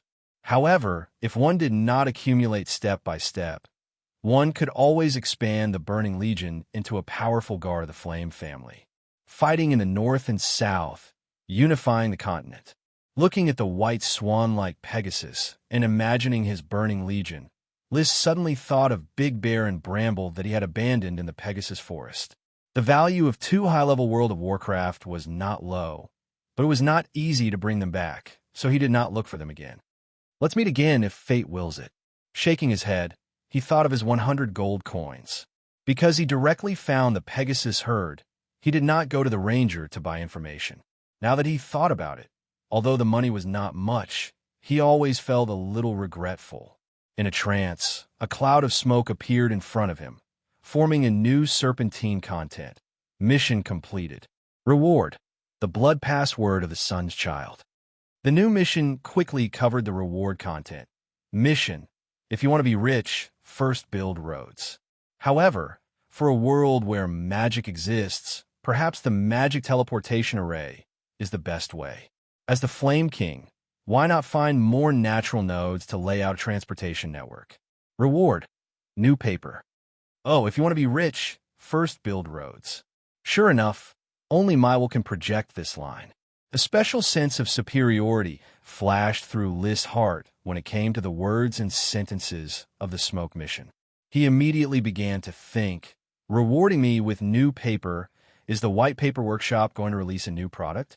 I feel that the quality of the current white paper is good enough. Could the new product be the paper towels I had them produce before? With the invention of white paper, thick bass paper, which tasted bad, was expensive, and had little to write on, had been completely eliminated from the Grand Duchy of Sapphire.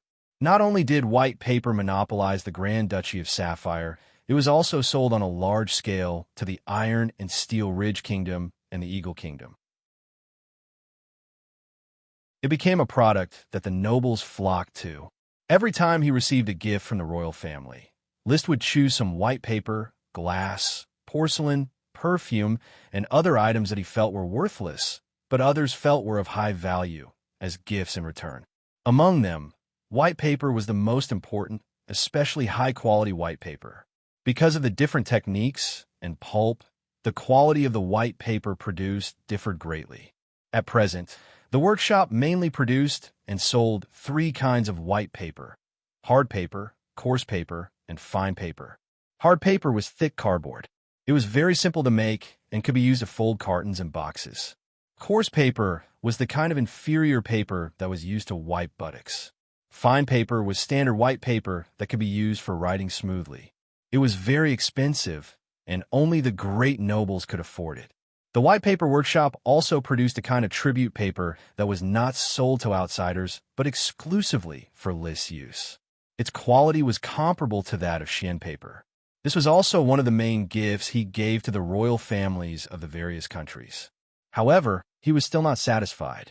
He felt that the white paper workshop should also develop another type of paper, like paper towels, to replace handkerchiefs and napkins.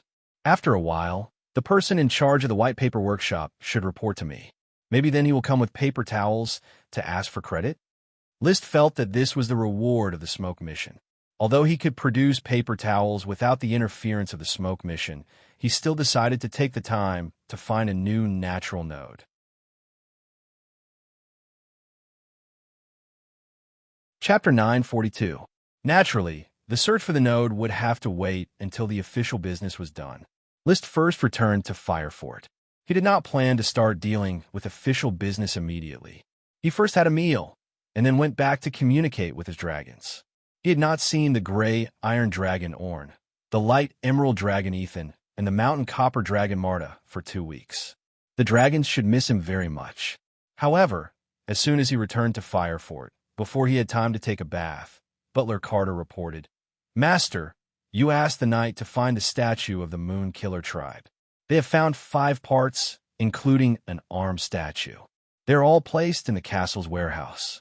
Would you like to take a look?" The arm statue. "Okay, I'll go now." List raised his eyebrows and immediately walked to the warehouse. The warehouse collected 5 parts of the statue fragments. He directly smashed all the statue fragments. The first 4 fragments did not have anything sealed in them. Only the 5th arm statue looked like a broken hand holding a round box. After smashing it, it revealed the artifact sealed in it. After wiping away the gravel and dust, it was a crown dotted with countless gems. So the gem crown reward from the previous smoke mission is here.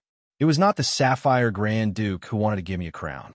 List held the gem crown with both hands and looked at it carefully. It's a very interesting gem crown. It's completely made of some kind of golden thread tied with large and small gems.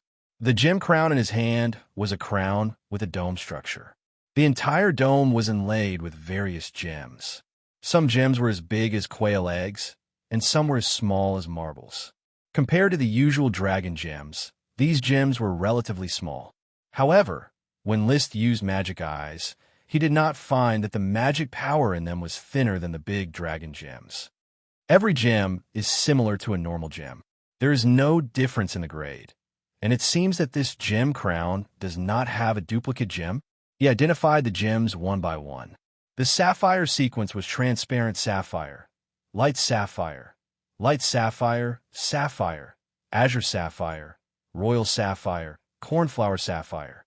The ruby sequence was bright amethyst, thick amethyst, amethyst, purple ruby, deep ruby, bright ruby, thick ruby, ruby, pink ruby, light pink ruby, emerald sequence. Light emerald, gold emerald, emerald emerald, emerald emerald, yellow emerald, golden emerald. There are also more than 10 types of gems between red, green, and blue that List could not identify. There were a total of 36 gems. The gems of the gem dragon are divided into 3 sequences: red, blue, and green. The principle is somewhat similar to the 3 primary colors visible to the human eye. I only know of 22 types of gem dragons. This gem crown actually has a total of 36 different gems, which means that there are at least 36 types of gem dragons. Regarding information about dragons, even the dragon-rearing clans did not know much. Even if they did, they would not publicize it. Therefore, List's knowledge of dragons was still very limited. It was impossible for him to know all the gemstone dragons. This jewel crown uses 36 gems. With the power of the ancient magic shooters ruling the entire legendary continent, I'm afraid they could really find all the jewel dragons. Could it be that there are 36 types of jewel dragons? He really wanted to appraise this crown immediately. Unfortunately, the ancient book of knowledge was with a chi and could not be contacted for the time being. Therefore, he could only think to himself, 6 artifacts of the ancient magic shooters. I have already obtained the 8 dragons' divine sword, the ancient book of knowledge, the scepter of time, and this jewel crown. There are still 2 left. Which 2 will they be? It seems that these artifacts are related to dragons. Will the remaining 2 also be related to dragons? The 8 dragons' divine sword was forged from the supreme magic of the elemental dragon. The ancient book of knowledge was very magical, and the materials used to make it were still unknown. The scepter of time was made from the time diamond of the twilight dragon and the wood of the golden apple. The jewel crown was almost entirely made from the gems of the gem dragon. Will there be an artifact made from the metal alloy of all the metal dragons? And then the other artifact, will it be made from the materials of the holy dragon? The fairy dragon is in the land of exile. The smoke dragon seems to be just a cloud of smoke, and the twilight dragon has already appeared. He touched his chin and made his own guess. There's still the emerald dragon and the invisible dragon. The emerald dragon's ability should be the enchanting dragon soul fruit that it condensed, which is not easy to make equipment. Taken together, the remaining 2 pieces of equipment are likely to be a weapon made from the metal dragon and a spatial equipment made from the invisible dragon's gem. While he was thinking, he had already put the jewel crown on his head and then looked carefully in the mirror. From the perspective of modern people, the design style of this crown was very old-fashioned and not fashionable at all.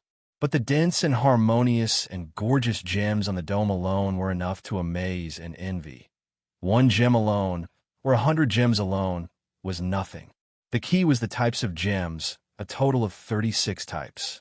To be able to match such a complete variety of gems, this jewel crown was already priceless based on its rarity alone, enough to become an heirloom of the dragon-raising family. And wearing a priceless heirloom on one's head, even if it looked like a pile of shit, its dignity could not be ignored.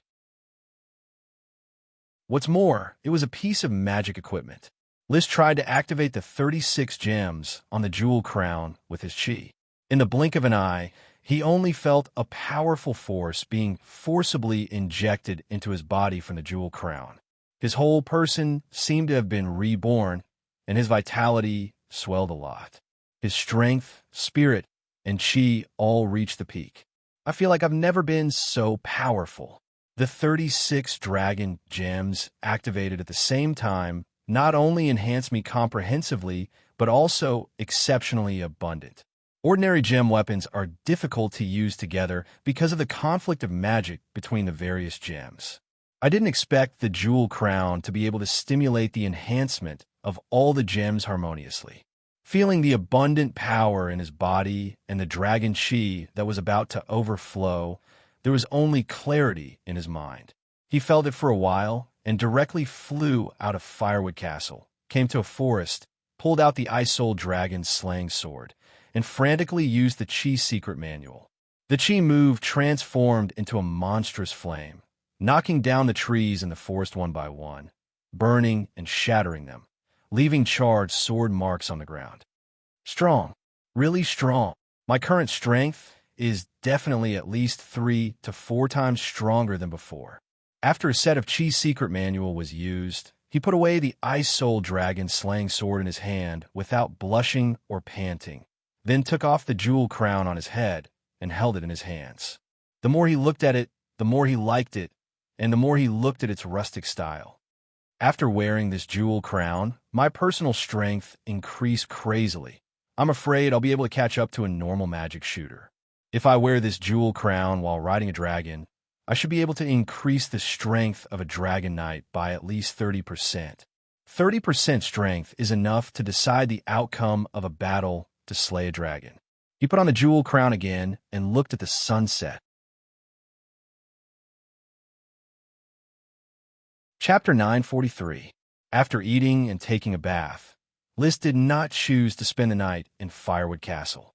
Instead, he put on the jewel crown, rode the invisible dragon bard, and traveled through space to Thorn Castle on Black Horse Island for the night. He wanted to appease his elves, as well as the gray iron dragon Aon, who guarded Black Horse Island. He wanted to ride it and try to leave his spiritual imprint. Many days later, Aon's negative feelings towards him had gradually faded, and he began to try to accept List's care. Positive emotions were constantly heating up. Roar! Aon expressed joy for the arrival of List for the first time. So one man and one dragon hovered over Black Horse Island at night, not trying to develop too many skills, but trying to practice the Dragon Do Chi's secret book created by the previous generations of Gray Iron Dragon Knight. List, wearing the jewel crown, felt that his cooperation with Aon had greatly improved their strength. This artifact was of great value, worthy of being made by an ancient archmage. Of course, perhaps the jewel crown was more suitable for archmages. When the time came, he would give it to a Chi to try it on. Anyway, he and a Chi were the same. Whoever needed it could wear it. They strolled around a few times. Back at Thorn Castle, the Thorn Sprite Ella had been waiting in the castle's living room, along with the Pea Sprite Ike. Wow, List, you didn't come to see me when you came back. Ella complained as soon as she came up. I heard you were sleeping, so I didn't disturb you. List picked up Ella, put her on the table in the living room, and said solemnly, Ella, you have grown up, and it is time to take on more important responsibilities. I am going to hand over the responsibility of Thorn Castle to you. Do you have confidence? Ella clenched her small fist, raised her head, and responded proudly, Humph, those elves who dare not listen to me. Ella, let them taste the iron fist of justice. Don't be violent, be gentle. List smiled. It was probably a line that he accidentally came up with one day, and Ella had learned it well. Ella snorted again. If Ike is disobedient, Ella will beat it up. Hee. Ike pulled a rope and sneered. She had never been afraid of Ella, and she didn't recognize Ella's temper. Perhaps other elves were afraid of Ella's temper and had no choice but to accept her hegemony, but this did not work in Ike. List was too lazy to care about how the elves schemed against each other. As long as they did not fight, he would let them go. Perhaps with the existence of a grumpy elf like Ella, the elves in the castle would evolve faster so that they would not eat and sleep all day. Ike, how's the progress of Orn's evolution? I was just about to tell you, List. I feel like I'm in great shape recently, but it's not enough. I want a piece of Orn's scale. Can you help me get it? You want a piece of Orn's scale? Let me try. He placed great importance on Ike's evolution process. Thus, after Ike made her request, he immediately went to find Orn. "Give me one of your scales." Roar. As expected, Orn rejected forcefully. Splash. List took out a bottle of red dragon water and handed it to Orn's mouth. After spitting out a breath, Orn's eyes flickered twice, and he chose to eat the red dragon water. Then he shook his tail and shook off the smallest scale on his tail. Then he crawled on the ground and began to sleep. Perhaps he was afraid that he could not resist the temptation of the red dragon water and would have to sell his scales again. Picking up the scale, List did not insist on a better one. The scales of the gray-mouthed iron dragon were very big. The smallest scale was equivalent to a wash basin for Ike. It was enough for her to hug the scale to sleep. "Thank you, List." "You're welcome, Ike." "Wow, what is the annoying Ike hugging?" "List, I want one too." Ella was very unhappy that I got Orn's scale. List raised his eyebrows. "If you also like a dragon, I will definitely give you a dragon scale." "No, Ella doesn't like dragons." "Then go to sleep." Just as List was busy comforting the dragons and elves, the blood code report of the Sun's Child was quickly presented on his desk. In his spare time, he flipped through the report, which recorded densely packed experimental data. He felt a headache just by looking at it. He directly flipped to the end of the report and looked at the conclusion. Through the complicated and long-winded records of the mages, he barely understood the true meaning of the blood code. Tiny blood particles, magic code. According to the report, blood was composed of tiny particles, roughly cells, and the tiny blood particles of the Sun's Child were wrapped in a layer of magic coat. To be precise, it was a super tiny magic array with the ability to self-replicate. In addition to self-replication, this layer of magic coat allowed the blood of the Sun's Child to be stained with magic coat. It also had another function, which was to be a key. It was the key to unlocking the druid's transformation magic. In order to understand the report more clearly, Liz directly called Chris Truth over and asked her to explain it to him. Although Chris was mainly in administrative work, she still had a deep understanding of the cutting-edge magic research of the Guild of Magic. "Your Highness, to put it simply, the magic coat of tiny blood particles should be a means of alchemists. According to the principle of interchangeability of magic and matter, human blood and animal blood are exchanged." "Human blood and animal blood exchange?" "Yes, Your Highness. When human blood is replaced with animal blood, coupled with druid magic, people can immediately become animals made of animal blood. Perhaps the research of the ancient Sun's Child was limited. They only chose bears, leopards, eagles, dolphins, owls, and trees as transformation objects. Since it's animal blood, what's the deal with turning it into a tree? Human blood can also become the liquid in the tree, and then it can also activate druid magic and turn it into a big tree." Chris immediately explained the principle of magic in detail. To sum it up, it seemed whimsical, but in fact it was really whimsical and very magical. It was not something that ordinary mages could study thoroughly. It must have come from the hands of the archmages of the Sun's Child. "I think I roughly understand." List nodded. In fact, he did not understand, but as a polymath, it was not suitable to ask repeatedly. He would let a chi explain it to him in the future. Of course, this did not prevent him from continuing to communicate with Chris. "So, since the Guild of Magic has cracked the blood code of the Sun's Child, does that mean that all mages can learn some druid magic?" Chris replied a little awkwardly. "Although we understand the principle, we still can't crack how the archmages of the Sun's Child engrave the magic in the blood. So, for the time being, we still can't learn druid magic." List frowned. "Can I understand it this way?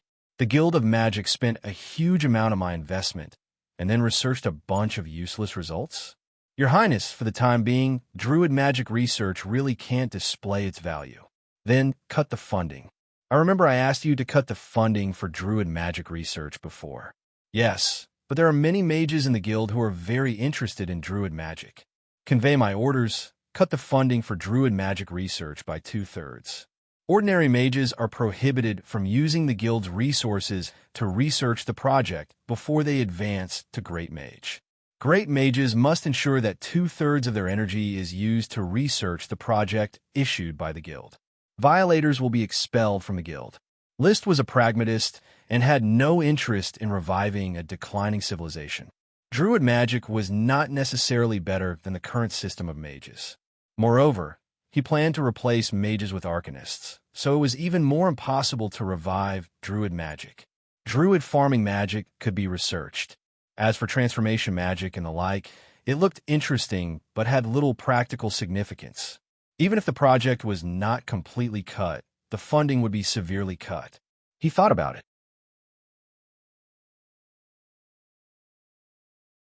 Chapter 944. On the way out of Firewood Castle, Chris sighed helplessly. She was very clear about His Highness's attitude towards magicians. This was also the attitude of most knights towards magicians. They couldn't live without them. They didn't like them. They worshipped them, but they were wary of them. After all, in the era of the legendary Moon Empire, mages were the rulers, and knights were just followers of mages. This time, His Highness is angry. If he really wants to cut the funding for the Druid Magic Research Project, I'm afraid the Guild of Magic will be shaken. She raised her arm and looked at the 2 gemstone rings on her finger. Her gaze suddenly became cold. His Highness's decree is the reason for the existence of the Guild of Magic. She had previously contributed to the management of the Guild of Magic, and mages could not be in theft as nobles, so List rewarded her with 2 gemstones. She made the 2 gemstones into magic rings and wore them on her finger. Putting down her arm, Chris looked up at the starry sky and murmured softly, His Highness's ambitious plan for mages, no, for arcanists, and the light of truth from His Excellency Achilles. The times are advancing, and no one could stop it. As the executive vice president of the Guild of Magic, how could Chris not know about the plan of the arcanists? Although she was also a mage, her life was saved by List, so List's plan was her plan. She could only support it. Moreover, she vaguely felt that mages were destined to decline, but the glory of the arcanists might blossom in the hands of His Highness List and His Excellency Achilles. Soon, the journey from Firewood Castle to the Mage Tower was completed. The Mage Tower was still brightly lit, and it was the brightest building in Firewood City at night. The sorcerers and magic apprentices hurried in and out. The noisy and strict atmosphere always made Chris feel uncomfortable but comfortable. Comfortable because the veil of truth was unveiled here. Every day was a gathering of mages, and there were countless collisions of inspiration. Uncomfortable because it was completely different from the life of a mage she experienced when she was young. The inheritance of mages was secretive, and most of the old mages who studied magic all year round had a twisted mentality. They liked to live in the wilderness far away from human habitation and conduct magic experiments that could not see the light of day. Although the teacher Chris followed wasn't a pervert, he also liked to live in the wilderness and research all sorts of strange things. Later on, she was brought by her teacher to join the goat gathering and began to study the soul. She even spent a long period of time conducting pathological experiments on animals. If it weren't for the collapse of the goat congregation during the dragon-slaying incident and the fact that she was saved by List, she might have become a solitary and paranoid sorcerer. Mr. President, you're back. A magician greeted Chris politely, interrupting her reminiscence. Chris nodded and put on a serious expression. Sir Maurice, are you on duty tonight? Yes, it's my shift tonight. Yes. Chris didn't waste time with Maurice. The Guild of Magic now had more than 300 mages from all over the world. If he spoke too much nonsense, he wouldn't be able to respond at all. Soon, she returned to her office amidst the constant greetings on the way. Immediately, an assistant sorcerer brought her coffee. She had never been used to drinking green tea, which was popular among the nobles. Is Vice President Kinley in the office? Vice President Kinley went to the Dragon Valley to investigate the Dragon Pit mine. Is that so? Send her a magic message and tell her to come to the Guild of Magic tomorrow. I have something important to discuss with her. Yes, Mr. President. The assistant went to send the message. Chris took a sip of coffee and picked up a few documents on the desk to read. She saw that there was a report on the application for Druid Magic Research funding. She threw the report aside. After thinking for a while, she took out a piece of paper and wrote on it. The graceful serpentines slowly appeared. Regarding the requirements of His Highness List Flame, the honorary president of the Guild of Magic and the chief observer of the Arcana Assessment Board, regarding the Druid Magic Research. After venting his anger on the Druid Magic Research, List threw the problem to the back of his mind. It was not a big deal to him at all. He was a dragon knight with 6 dragons: Fire Dragon Leo, Invisible Dragon Bard, Mountain Copper Dragon Marta, Gray Iron Dragon Orn, Light Emerald Dragon Ethan, and Bone Dragon Winnie. No matter how crazy the mages were, what could they do? His so-called scram, if you don't want to do it, was not just to chase them away. There were too many secrets on Flame Island, and these mages were more or less involved. In order to prevent these secrets from being exposed, the mages who left would naturally need to encounter some natural disasters on their way out. Moreover, the magic door of the Heart Reed teleportation formation had strict management rules. Mages were allowed to enter but not leave. Even if it was a knight, commoner, or merchant, it was easy to enter through the magic door of the Heart Island. But if they wanted to leave through the magic door of the Reed Marsh, they would have to go through many checks. All in all, List management of Flame Island was loose on the inside and tight on the outside. There were not many security and defensive measures on the inside. Regardless of whether they were rats or spies, spying on the military or fishing in troubled waters, they would let them do whatever they could. All the energy was focused on guarding the entrance and exit. It was almost impossible for rats or spies to sneak out, unless they left by sea. However, Flame Islands were located in the vast sea. Without a professional fleet with sextant positioning and magical equipment, such as water calming pearl and wind pearl to avoid the wind and waves, it was impossible to sail far. Even if there really were rats or spies who spread the secrets of Flame Island, List wouldn't care too much. When friends came, there would be good wine, and when enemies came, there would be dragons. Now that Achi's combat power had skyrocketed after riding on the unicorn, he and Achi could rely on the invisible dragon to travel through space. They were not afraid of any threats at all. Only the Flame Kingdom had ideas about other countries, and other countries didn't dare to have ideas about the Flame Kingdom. In short, the blood password of the Sun's Child was just an interlude. He had to appease the dragons and elves, and in addition to dealing with cumbersome official duties, he was delayed for 2 days. It wasn't until the 4th day after returning home that he found time to travel with the invisible dragon to the world outside the material world, looking for natural nodes. Using the magic positioning technique, he carefully searched for every trace of abnormal spatial trajectory. However, the natural nodes that were easy to find had already been found. The remaining natural nodes were very hidden nodes, and it was very difficult to determine the existence of the node through the almost undetectable abnormalities.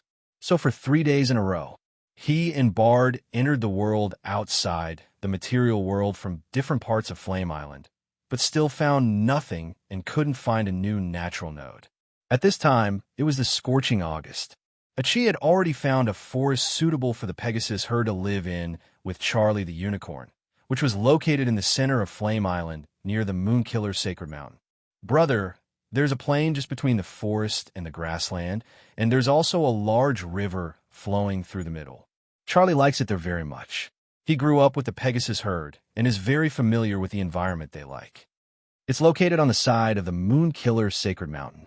The mountain Copper Dragon Marta is entrenched in the Sacred Mountain, and the entrance to the ruins arranged by the ancient magic shooters is also there. For the time being, let's set up the Pegasus Ranch. When you have time, we'll sort out the natural nodes at the entrance to the ruins and see if we can enter the ruins. Achi nodded. Okay. The entrance to the ruins was a broken space node with 2 entrances. One led to the Hourglass Valley of the Sacred Mountain, and the other led to the Eternal Paradise, mentioned by the Moonkiller Sacred Mountain, which was the real entrance to the ruins rewarded by the Smoke Mission. The ruins of the ancient magic shooters were buried there. Unfortunately, the entrance to the Eternal Paradise was too dangerous. He drove the invisible dragon bard several times, but he didn't dare to pass through the broken space crack, for fear of being directly obliterated by the crack.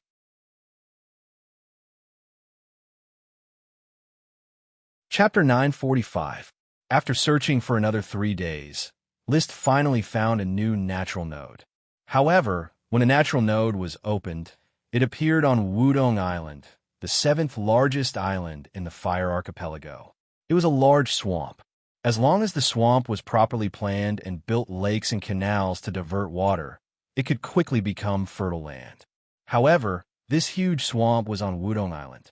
List did not even have the energy to develop Fire Island, let alone Wudong Island, in a short time.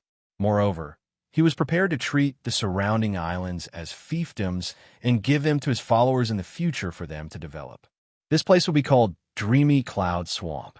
Leaving a name similar to XXX was here, List rode on the invisible dragon bard and prepared to leave Wudong Island. However, he suddenly realized that there was a place in the Dreamy Cloud Swampland. In his crystal white orbit vision, there were a few faint but strong colors. Following the principle of plucking feathers from geese, he and Bard directly rushed to the place where the light was coming from. It was a dry land in the swamp. The area was not big, at most the size of a football field. There were sparse shrubs and weeds that reached half a person's height. There were 6 places where the light was coming from. He rushed to them one by one and found that there were 6 bloodline fruits. They were still in the stage of ripening, and there were a few World of Warcraft guarding them. After using Dragon's might to scare away World of Warcraft, he easily put the 6 bloodline fruits into his space ring. After that, he had time to think. Something's wrong. I got 6 bloodline fruits at once. This is definitely not right. There's a natural node nearby, and there are many bloodline fruits here. Does this mean that this place is unusual, and there might be clues related to dragons buried here? According to the rules he had concluded, as long as there was a natural node, there would definitely be a conflict of high-level magic power, and dragons were the main cause of the conflict. Thinking of this, he did not hesitate to turn around and leave. Riding the invisible dragon, he quickly crossed the space and returned to Firewood Castle. Near Firewood Castle, Bone Dragon Winnie's dragon nest was being built. It was to find a shady place and dig a big pit. Because of the soul fusion with the bone dragon, Winnie also fell in love with low-lying, damp, and cold places. "Your Highness, are you looking for me?" Winnie said happily. "I may have a favor to ask. Just tell me what you want." "It's like this. I found a swamp on Parasol Island, and there are several bloodline fruits growing there. I think there might be clues related to dragons buried underground, and I want to find them. But there are no serfs, and my digging speed is very slow. The other dragons are not willing to dig at all." Dragons were prideful by nature, and it would be seen as a great insult to them if they were asked to dig in the soil and do hard labor. However, Winnie was different. She was essentially a human girl, so she readily agreed. "Your Highness, let me do the digging. However, I still hope to cooperate with you, Your Highness.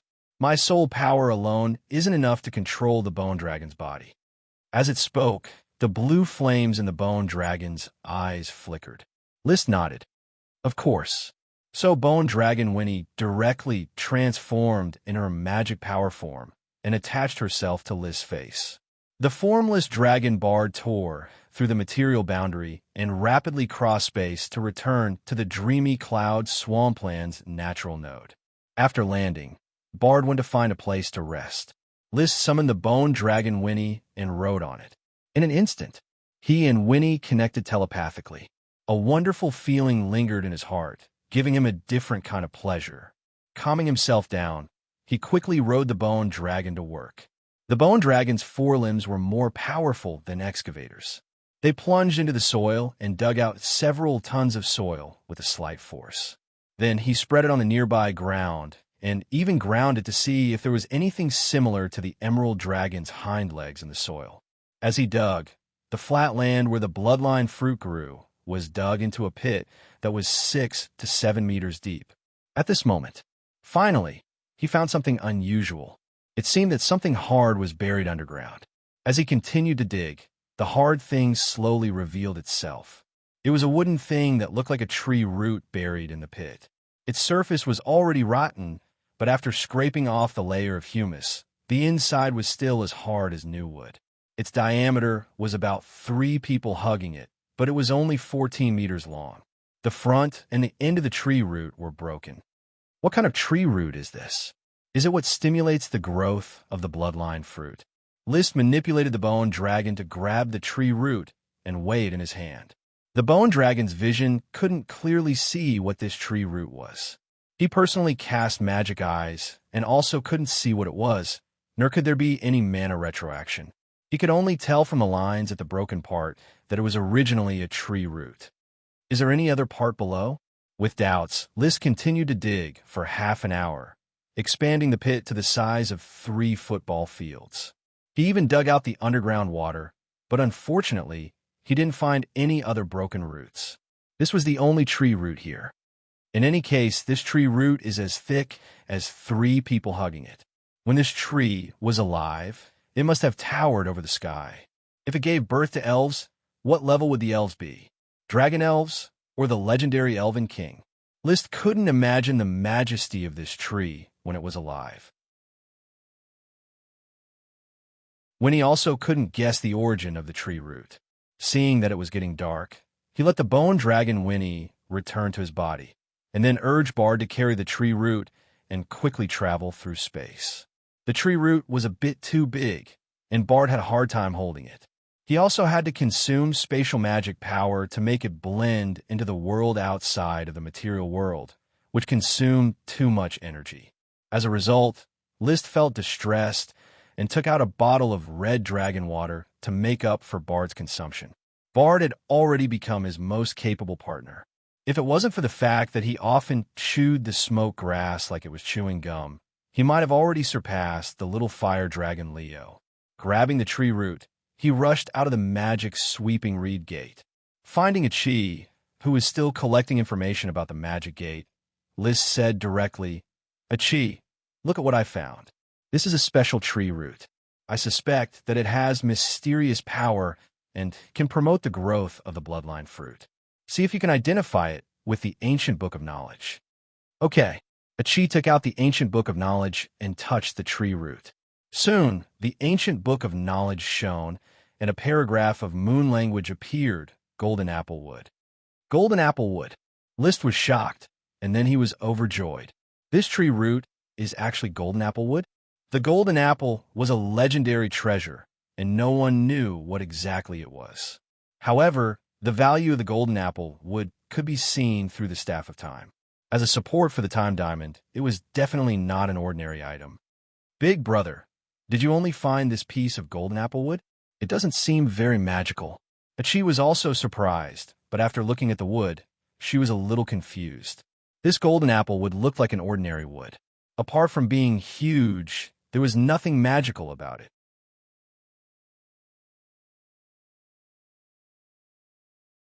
Chapter 946. Sapphire, strength increase.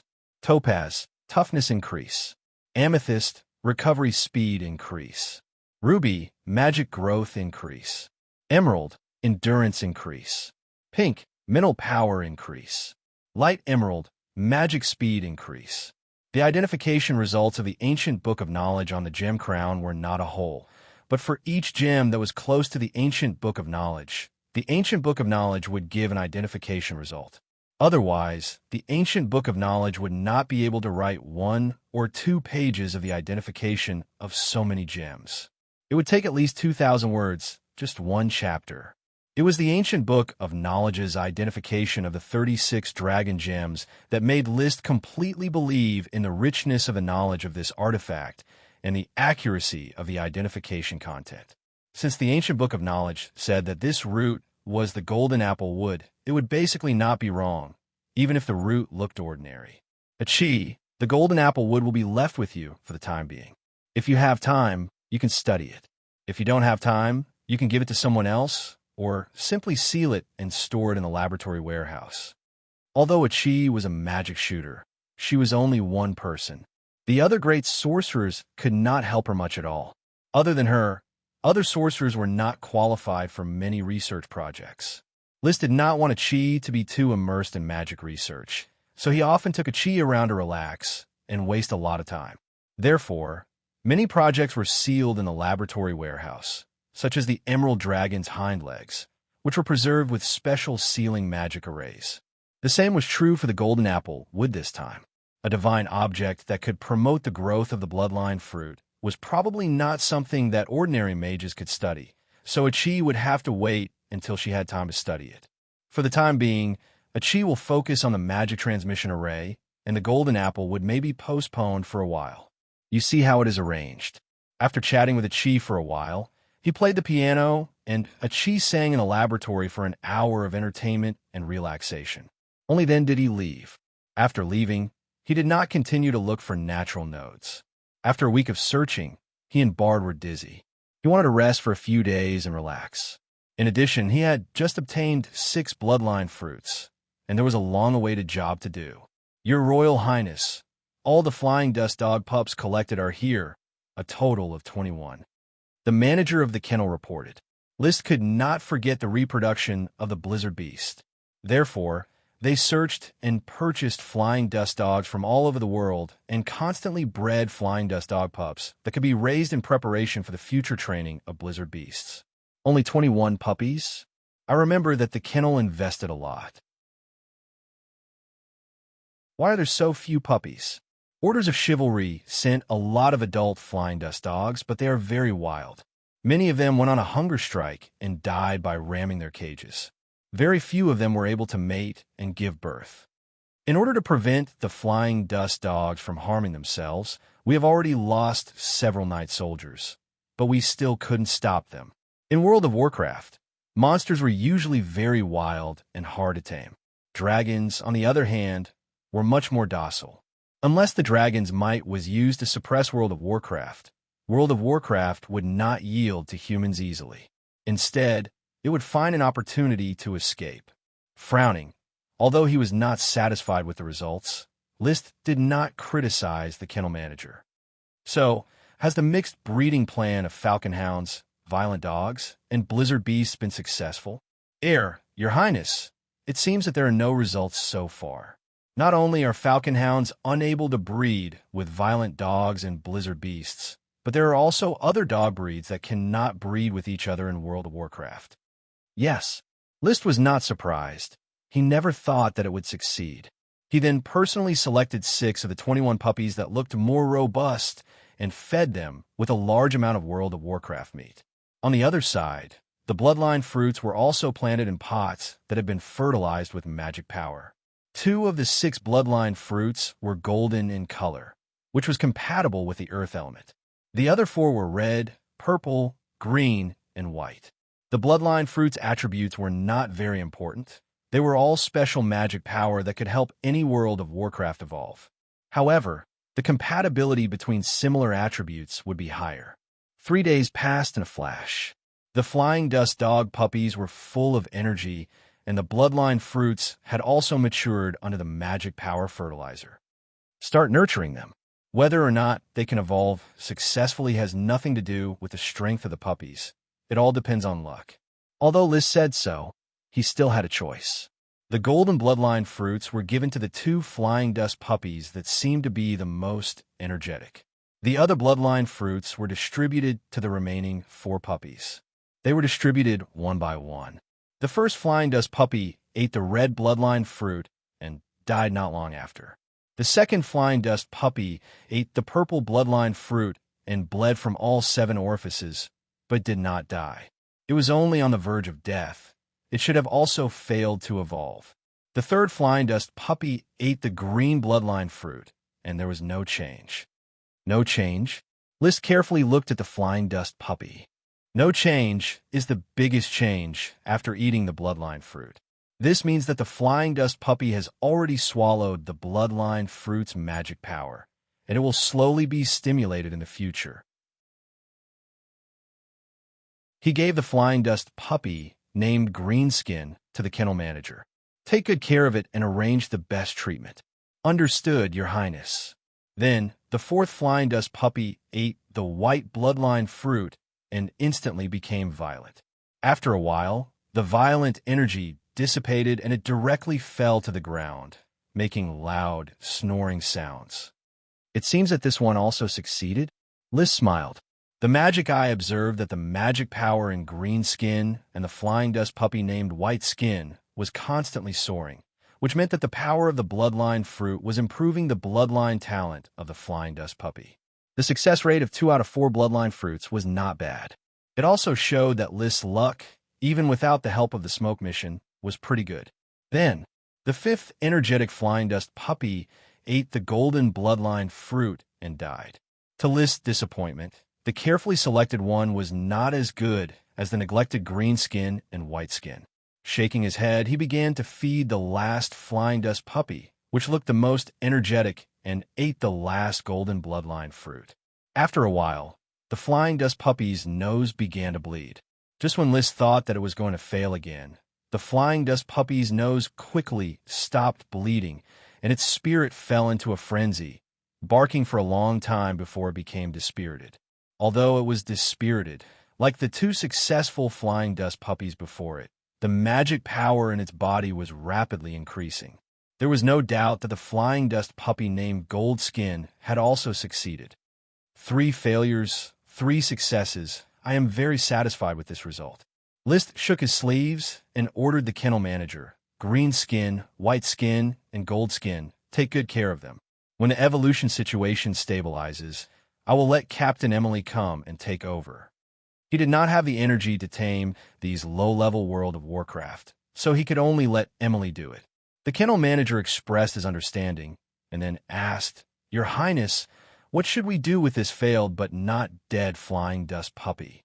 He was talking about the 2nd flying dust puppy, named Purple Skin, which ate the bloodline fruit and bled from all 7 orifices, but survived. Keep it. If it can survive, it will be treated the same as Green Skin and the other 2.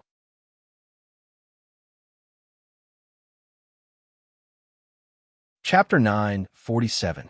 The Flying Dust Dog evolved into a blizzard beast.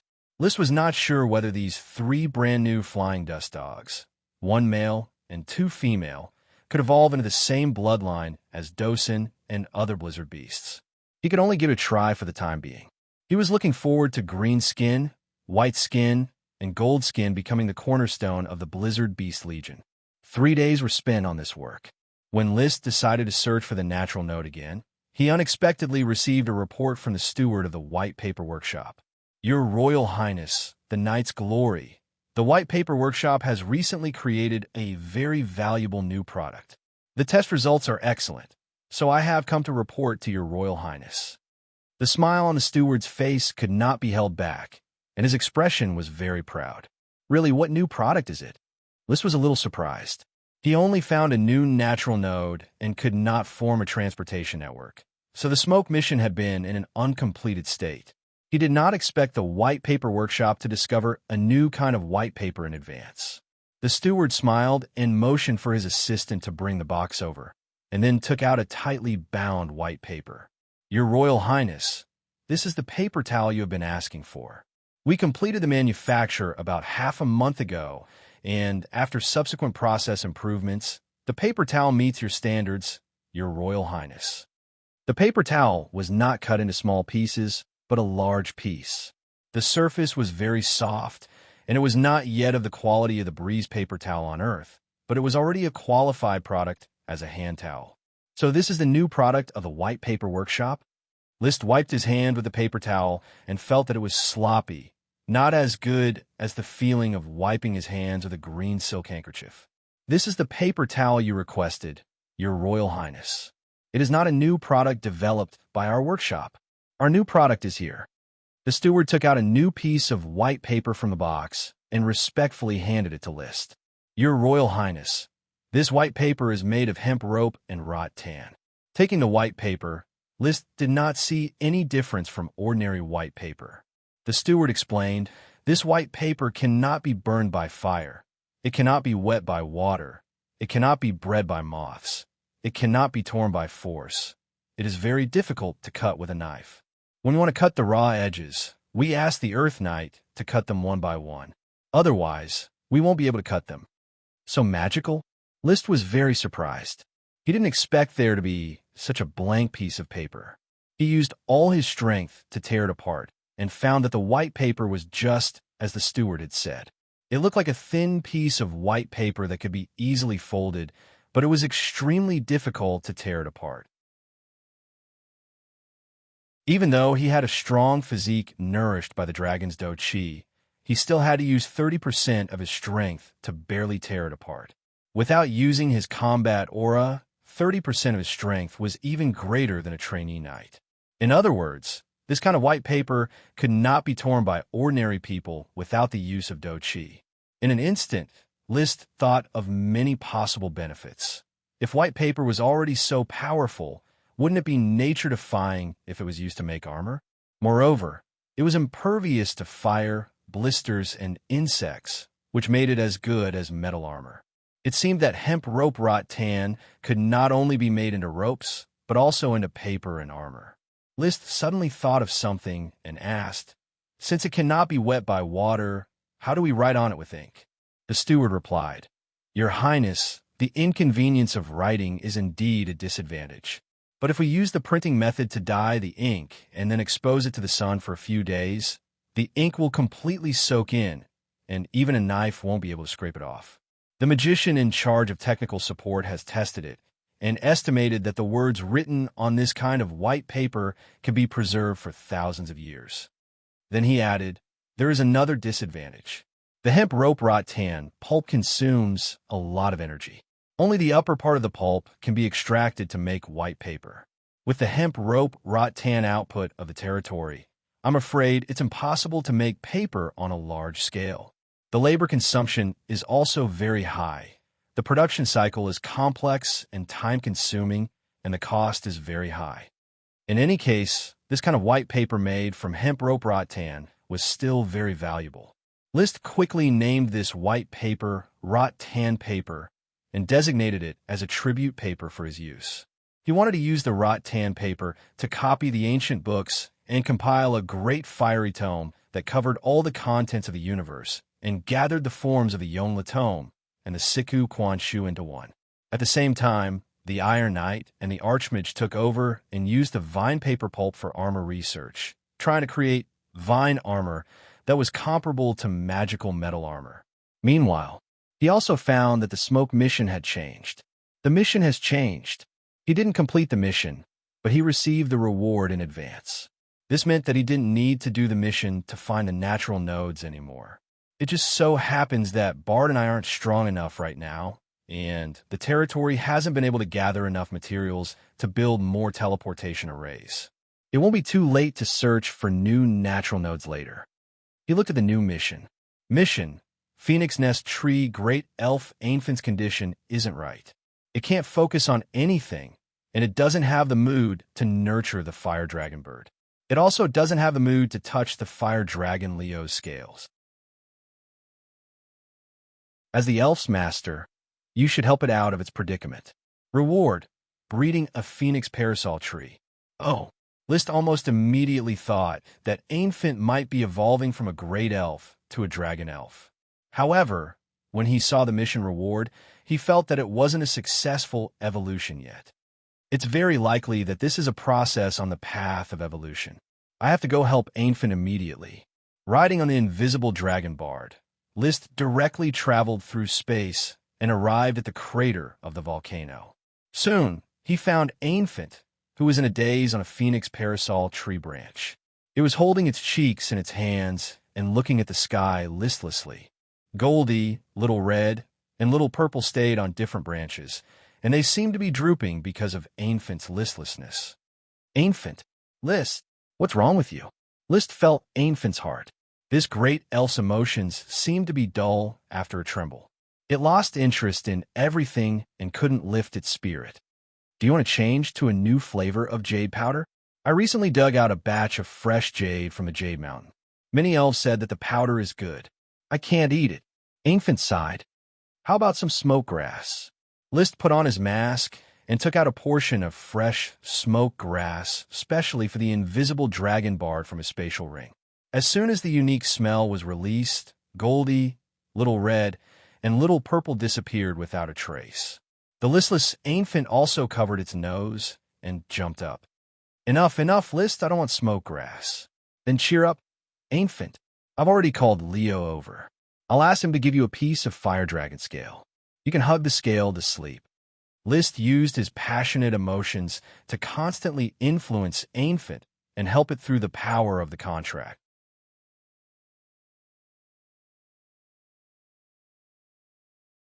Chapter 948. Annihilus was in a good mood, and under Leo's malevolent gaze, he obtained a fire dragon scale. Everything was wonderful. Therefore, under Liszt's astonished gaze, its worm stalk, the phoenix perched on the parasol tree, actually slowly blossomed into flowers that resembled flames. These flowers condensed rich, fire-attributed magic power, and under the illumination of the sun, they transformed into clusters of flames. From a distance, it looked as if the entire phoenix perching parasol tree was burning.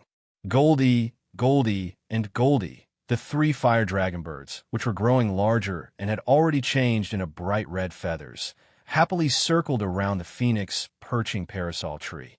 Even Leo, who had always disliked Annihilus, came over and sniffed the phoenix perching parasol tree. He liked this blazing tree. Liszt looked.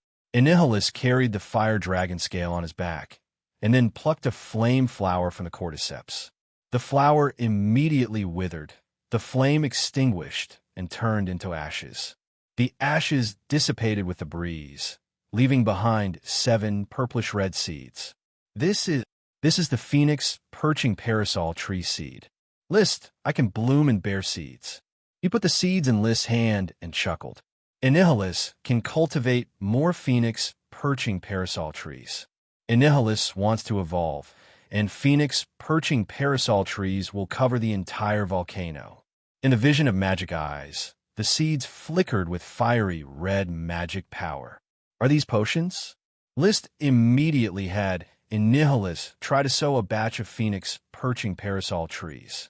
Annihilus did as he was told, and with a wave of his hand, the flame flowers on the tree withered and turned into seeds that flew into the soil. Soon, small phoenix perching parasol tree seedlings broke through the soil around his cordyceps, grew in the wind, and turned into small saplings. The saplings had not undergone selective breeding and were of varying quality, but each of them flickered with fiery, red mana retroaction. Without a doubt, these phoenix perching parasol trees were all potions. Mission completed. Reward: breeding of phoenix perching parasol trees. Illusory smoke serpentines flashed, but Liszt didn't notice them. He was still studying the phoenix perching parasol tree. Among all of his elfins, other than the 3 rubber elfins, which were of the same origin and were very miraculous, the phoenix parasol tree elfin was the most peculiar. It only had cordyceps and no other plants of the same genus.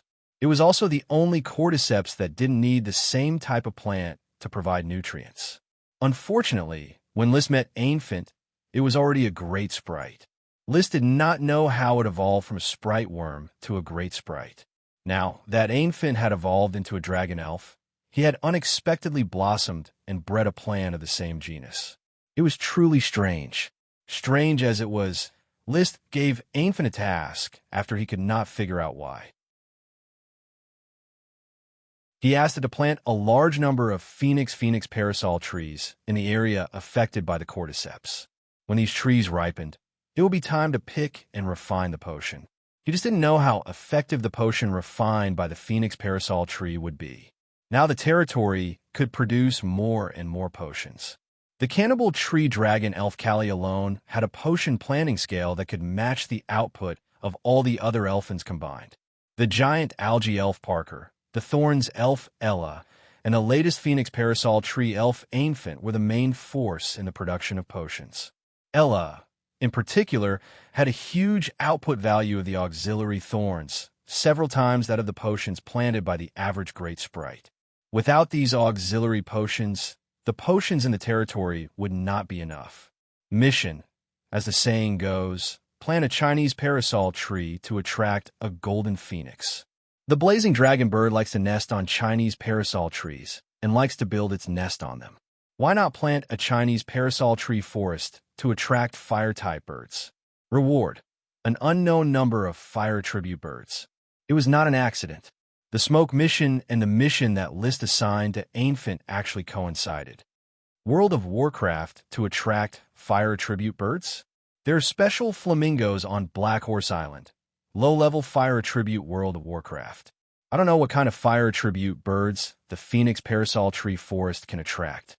I hope it's not too bad. It's best to tame them as mounts or provide World of Warcraft meat.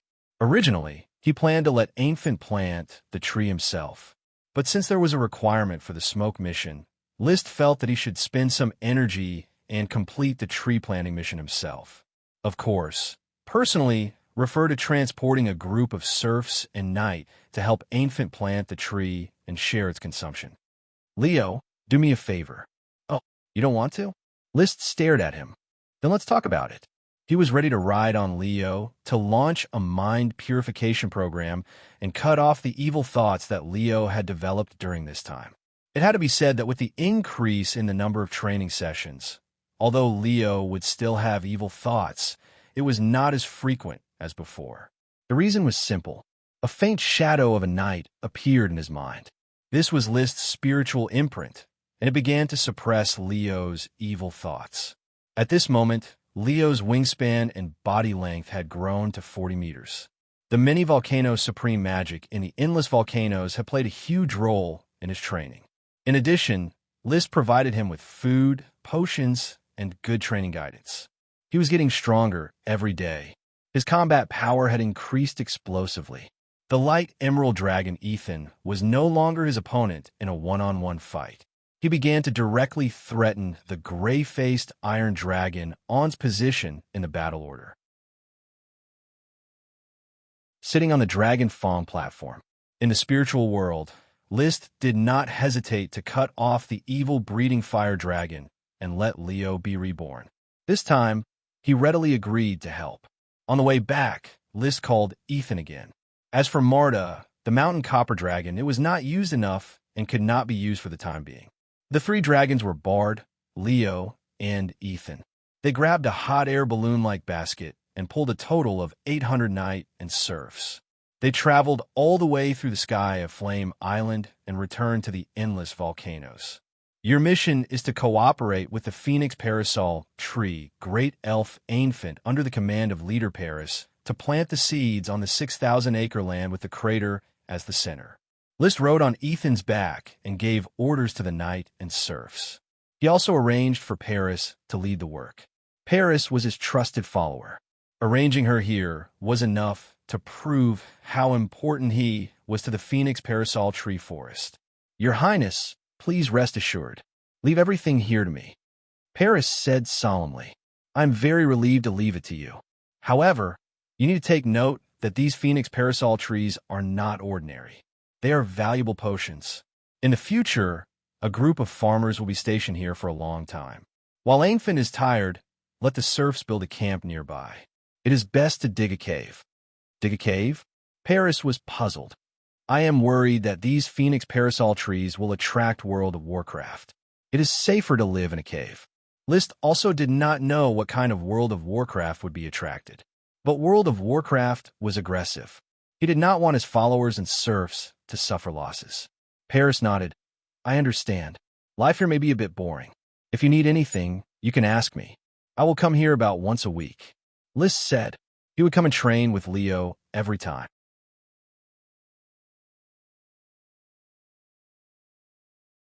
Chapter 949. This chapter is titled 100,000 Years of Salted Fish. August passed. There were two things worth mentioning. The first was that the green fur, white fur, and gold fur, the three little flying dogs, had all grown up and learned the most basic talent spell, Rock Spike, after being nurtured by the power of the bloodline fruit. There was no doubt that with the continuous growth of the remaining power of the bloodline fruit, the three puppies would eventually evolve into higher-level blizzard beasts. The unexpected joy was the purple skin that had failed to evolve.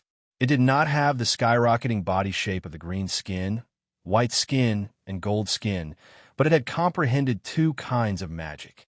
One was the ordinary earth magic that the violent dog knew, rock thorns, and the other was a brand new magic that did not belong to the blizzard beast. Advanced earth magic, Rock Spike. This magic rolled up the earth from the ground and crushed the enemy like a rock. The purple puppy's magic reserves were not enough, so it was difficult to cast this magic, and it collapsed halfway through. But it was undoubtedly an advanced magic. Only Intermediate World of Warcraft could learn advanced magic. The purple puppy might not have failed to evolve. It just showed the power of the bloodline fruit in another way: magic talent. It might become a spellcaster among the violent dogs. With this talent, it was no worse than the green, white, and gold puppies, and it was in the limelight for a while. This was one thing that List wrote in his autobiography in August. The other thing was related to dragons. He finally left an immortal first-generation Dragon Knight soul brand in the heart of the light emerald dragon Ethan. This meant that without a cheat like the smoke mission, this soul bond could not be broken, and Ethan would forever be branded as List.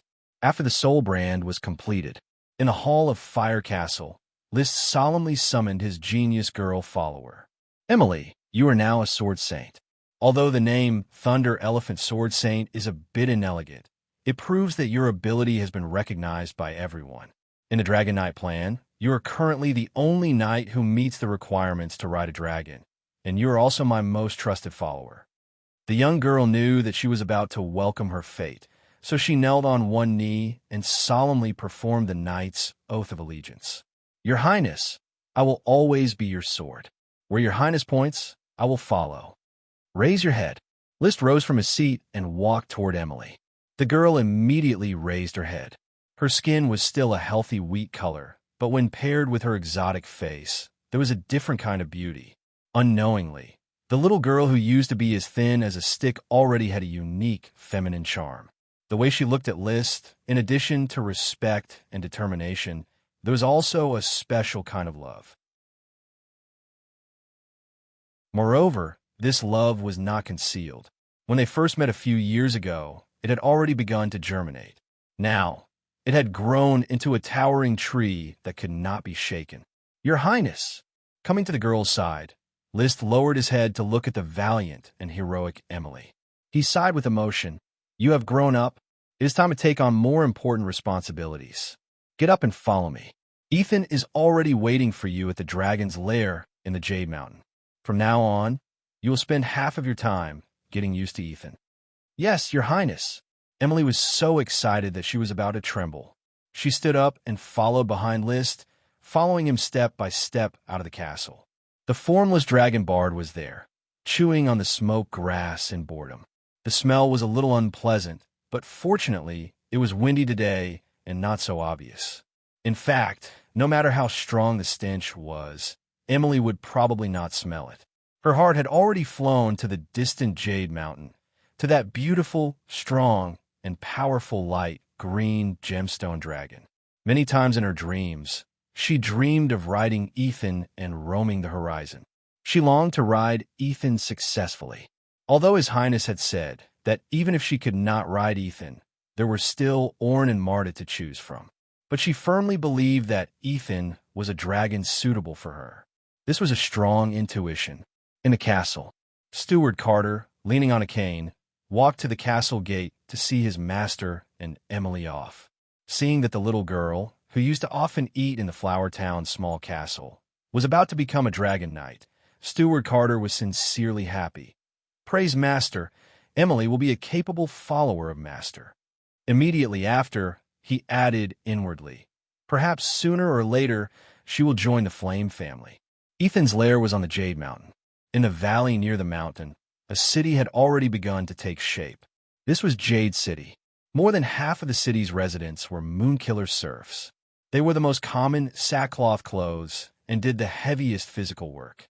The other half were commoners of the Flame people. Although they also wore sackcloth clothes, their work was easy, so their clothes were cleaner and neater. They also wore some shells and other ornaments on their hands and necks. In addition, there were also some people who were knight or even aristocrats. On the Flame Island, an Earth Knight was basically an aristocrat. After working here for a certain period of time, one would be conferred the title of nobility. These aristocratic knights were often followed by a few trainee knight who acted as retainers. They liked to go to the taverns in the city for a drink or two and then leave in a hurry. Almost every knight had multiple jobs, such as managing the construction of the city or going out to explore the wastelands. Occasionally, one or two wizards would show up on the street to buy something and then quickly get on a carriage and leave. Wizards mainly worked in the Jade Mountain mine. They were responsible for mapping the jade veins, guiding the serfs on how to mine the jade, seal it, and transport outside. Tony was a magician, and he had been working in the Jade Mountain mine for 3 months. He came from the Iron and Steel Ridge Kingdom and came with his great mage teacher. His teacher had originally planned to go back after the pilgrimage, but was attracted by the Druid Magic Research Project, so he delayed it until he did not want to go back at all.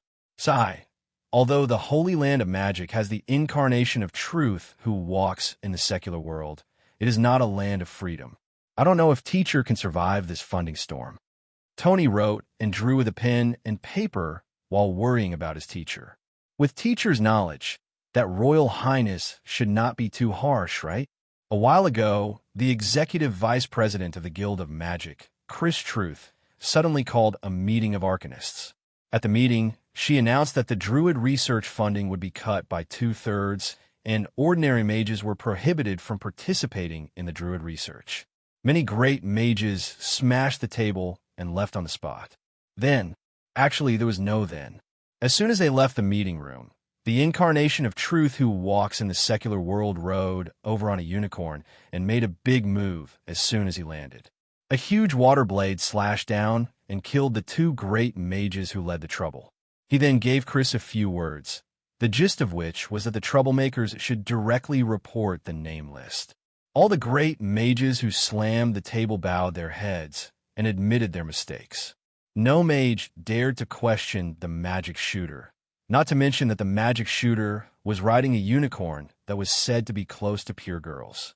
The unicorn was given too much meaning, representing justice and nobility. Whoever went against the Unicorn Knight was a villain, and they could not even get the sympathy of public opinion. Tony was very worried that his teacher was labeled as a villain. He was even a little absent-minded in his work. At this moment, suddenly a serf looked up at the sky and cheered loudly, "Seiki."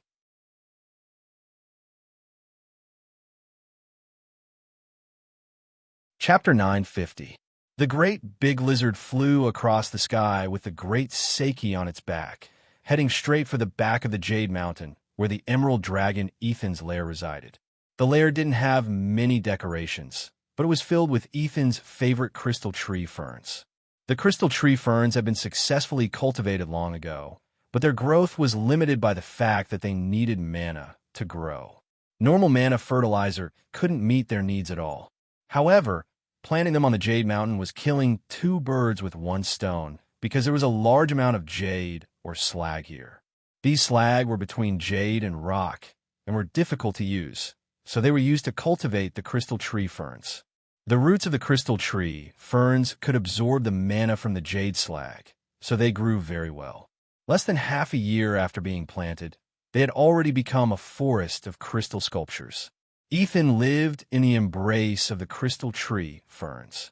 He was very careful not to damage any of the crystal tree ferns. He always felt that these beautiful little trees were like they grew out of his body, so he treasured them very much. Ethan usually slept on a small, flattened hill. Currently, he was bathing in the sunlight, his eyes half closed as he looked at the beautiful crystal tree ferns, which shone with various colors under the sunlight.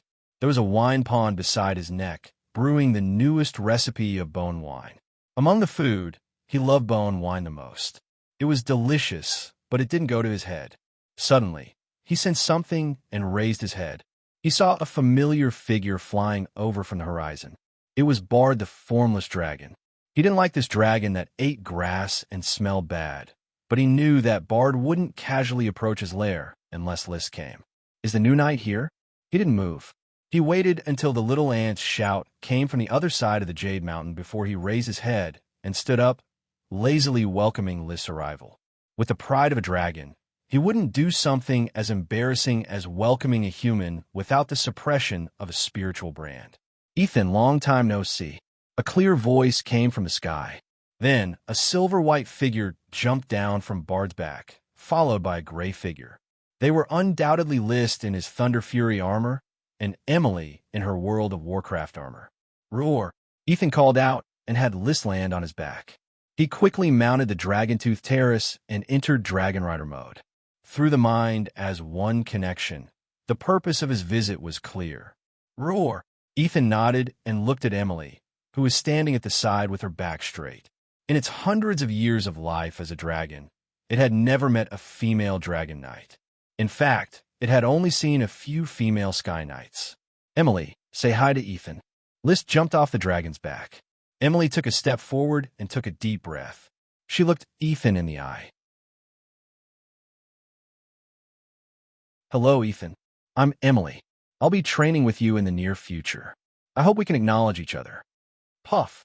2 streams of air puffed out of Ethan's nostrils. He had heard from List that he wanted to find a new knight for him. He had been a knight for many years and was used to changing knights. He even hoped that he could get a new knight. He and List didn't like each other, and it was a coincidence that they became a pair of Dragon Knight. But before Emily gained his approval, he wouldn't give her any face. List sensed Ethan's disdain for Emily.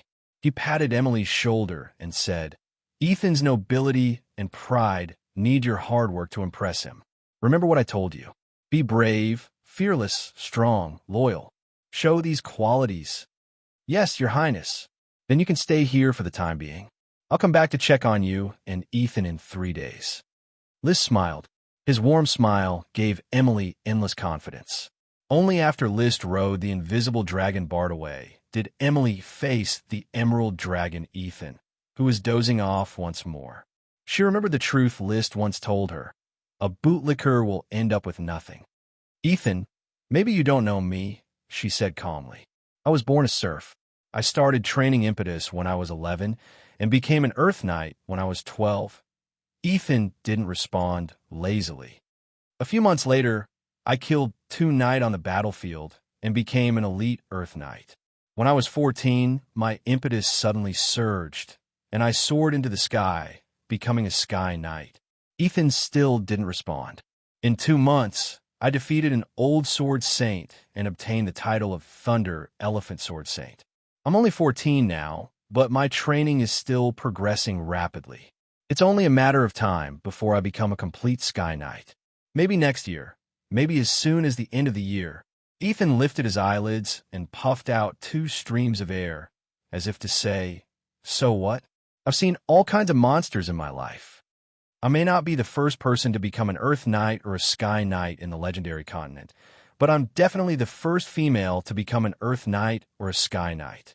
I'm also destined to be the first female Dragon Knight to become a knight in the legendary continent. Ethan, the legend is right before you. Let's create it together.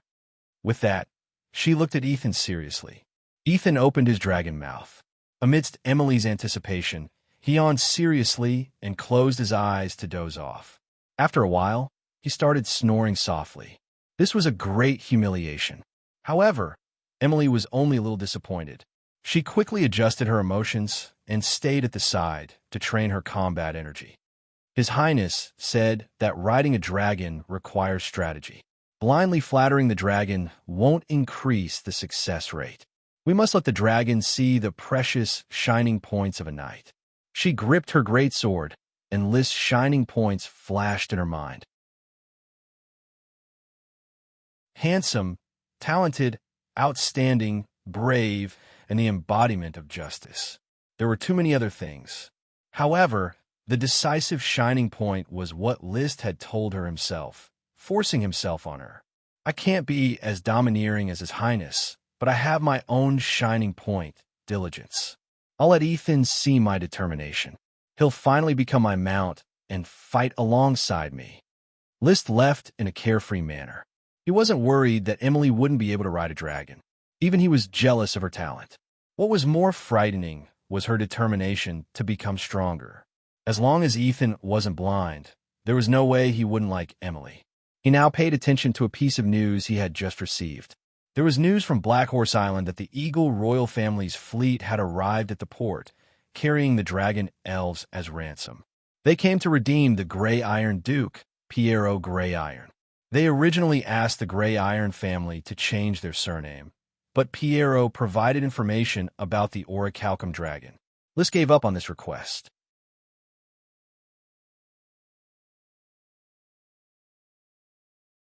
Chapter 9, 51. Duke Piero had been eating and drinking well on Black Horse Island. He was not a fool. He had already guessed the outcome of the orichalcum dragon from List's calm expression. To be able to snatch the gray-mouthed iron dragon on away in such a short period of time, it was enough to prove how powerful this young dragon knight, who made him feel conflicted, was. That's why he used the information of the orichalcum dragon to help him stabilize his position as Duke, hoping to keep his power and wealth. How can a person who has enjoyed the taste of prosperity be willing to let go? At least Piero can't do it. Your Majesty, the Eagle royal family's envoys have talked to me. I can return to the Gray Iron Duchy after the Dragon Elf deal. After seeing List, Piero said frankly, "With the power of your Majesty, I am still the Duke of the Gray Iron Duchy, but I still have to pay tribute to the Eagle Kingdom. I dare not easily cut off the vassal relationship." It was one thing to secretly change sides, but on the surface he had to take into account the Eagle royal family's face. After all, the Gray Iron Duchy was thousands of miles away from the Fire Kingdom, but it was on the border of the Eagle Kingdom. "It doesn't matter. I will naturally protect you. The Eagle royal family and the Gray Iron Duchy will not dare to openly turn against me. Your position as Duke will be stable for at least half a year. But after half a year, I can't guarantee that the Eagle royal family will not act in private. Even the Gray Iron family may cooperate with the Eagle royal family." Piero could use List's name to return to his country and continue to be a duke. However, this could not change his crime of losing the dragon. He was still the center of the Gray Iron family and the Gray Iron Duchy. Moreover, with his secret defection and List's verbal protection, the Eagle royal family and the Gray Iron family must have guessed how many benefits Piero promised List. For this kind of betrayal of the duchy and the suzerain, even his son would want to eat his flesh and blood raw. So List wondered if Piero could live for more than half a year. The so-called 20 years of protection was just a comfort, more of an excuse to start a war. Piero smiled confidently. "Your Highness, I am not as great and strong as you. Even my son expects me to die in a foreign country. But I am not alone. The dragon family in the Eagle Kingdom, who is on good terms with me, will help me through the difficulties." "It's good that you are confident. 20 years. I hope I can live to see His Highness conquer the 3 kingdoms and unify the northeast corner of the legendary continent. Maybe I won't live to see that day, but my grandson will definitely be able to see it." "Grandson?" List raised his eyebrows and didn't say anything. He guessed that Piero would kill his son when he returned. Anyway, with his grandson around, it didn't matter whether he had a son or not. After meeting Duke Piero, he quickly announced that he was summoning the emissary delegation of the Eagle Kingdom. The leader of the emissary group was an acquaintance, Alexander White Iron. After a series of formalities, the ransom was directly traded in the main hall of Thorn Castle. List left the details to his father, Lee William, and focused on the deal with the dragon spirits. According to the rules, the dragon elves that the Eagle royal family used as ransom had to be grain or magic potions, and their age could not exceed 200 years. Dragon elves could only live for 500 years. If the Eagle royal family sent a dragon elf that was more than 400 years old, List would definitely lose his temper. It's called Atlantis. 120 years ago, it evolved into a dragon elf. It has been working hard to farm buckwheat for the Eagle royal family. The Eagle King endured the pain and gave it to the Fire King, Alexander said in a low voice, as if he was unwilling to accept the humiliation. Beside him stood a slender little man in a small frac habit, dressed like a nobleman. However, the little person's head was crystal white, and there was a cluster of light pink flowers on his head. It was a buckwheat dragon elf. At this time, the buckwheat dragon elf Atlantis was looking at List with a pair of big crystal eyes, and there was a human-like sadness and anxiety on his face. It had canceled the elf contract with the Eagle King, but it had lived in the Eagle Kingdom for more than 100 years, and it had left a deep impression on it. After several days of persuasion from the Eagle King, it finally agreed to be the ransom and go to the Fire Kingdom to start a new life. However, during the voyage, it was always in low spirits, and even the light pink flowers on its head seemed a little dull. It was not looking forward to a new life at all. It just wanted to go back to the past, to go back to the carefree life in the Eagle royal family, where there were familiar people and familiar houses.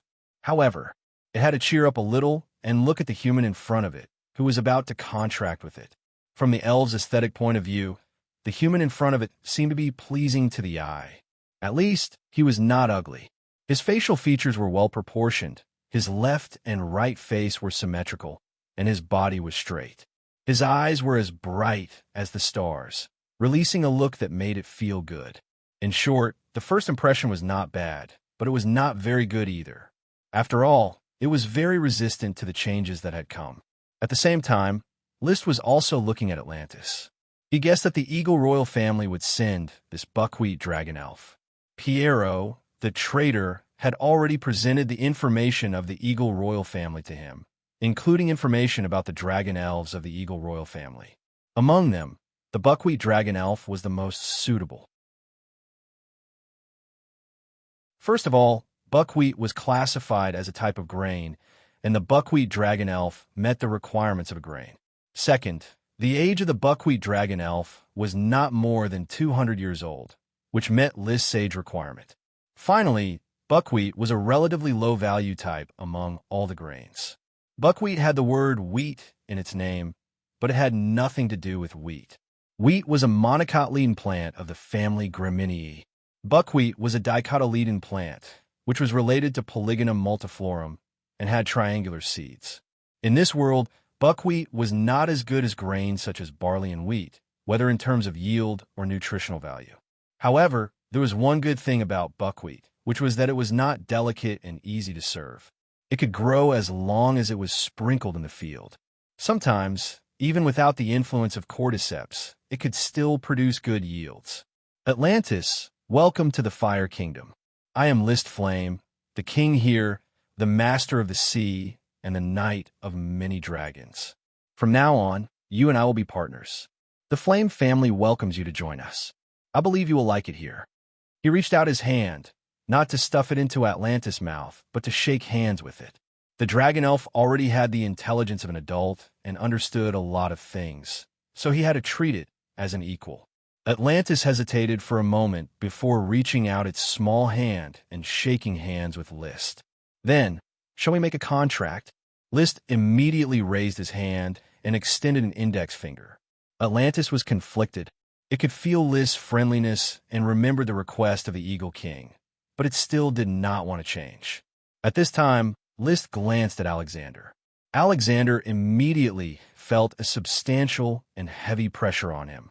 He hurriedly said, "Atlantis, please make a contract with His Majesty, the Fire King. Don't hesitate anymore. Didn't His Majesty, the Eagle King, already tell you that you have to accept a new life?" Atlantis lowered its head and was silent for a moment.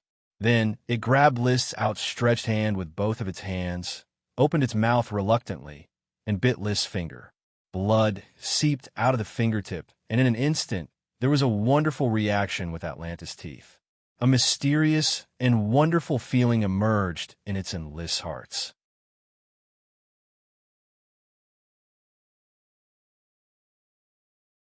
Chapter 952.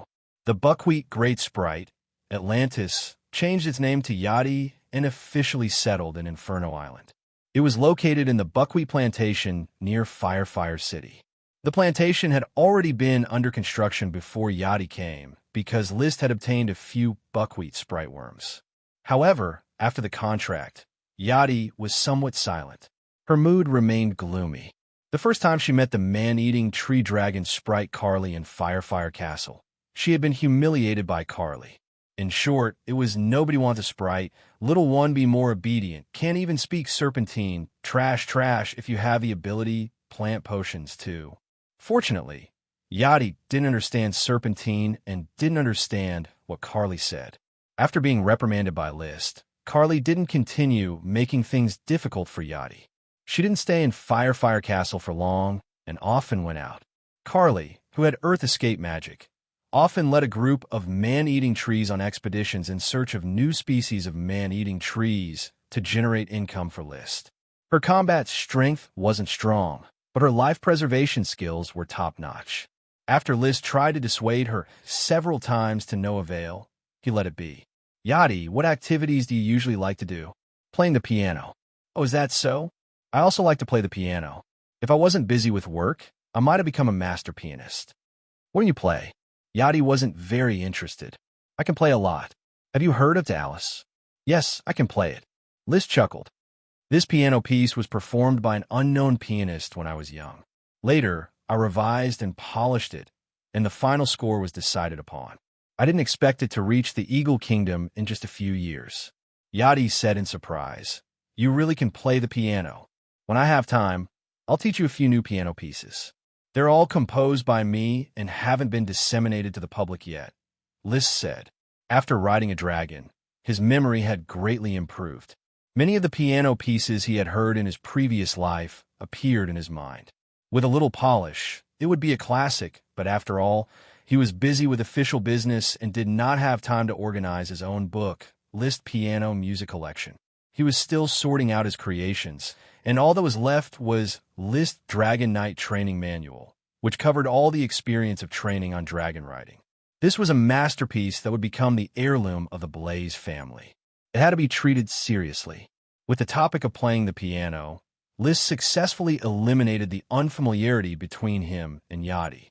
However, he didn't have the time to chat with Yadi all day. After preparing a piano room and a set of piano scores for Yadi, he hurriedly left Fire Castle. He first wanted to check on Emily's dragon riding progress. Not much progress. However, the Emerald Dragon Ethan did not show any disgust towards Emily, which meant that she still had a good chance of riding the dragon. Now you have to manage the mammoth orders of chivalry, take care of the blizzard beast, and insist on practicing with the dragon. Do you feel tired? Your Highness, I'm not tired at all. Spending time with Ethan is relaxing for me. Well, riding a dragon isn't something that can be achieved overnight. You have to be prepared for a protracted battle. Liszt reached out and patted Emily on the shoulder, causing a faint blush to flash across the girl's face. When she was a little girl, Liszt liked to pat her on the shoulder like this. As Emily grew up, aristocratic etiquette became more and more strict. It had been a long time since Liszt patted her on the shoulder so intimately. She raised her head, her bright eyes sparkling. "Please rest assured, Your Highness." The September sun had gradually weakened, and the climate of Flame Island was about to usher in the drought of autumn and winter. Crops stopped growing, and food began to be scarce.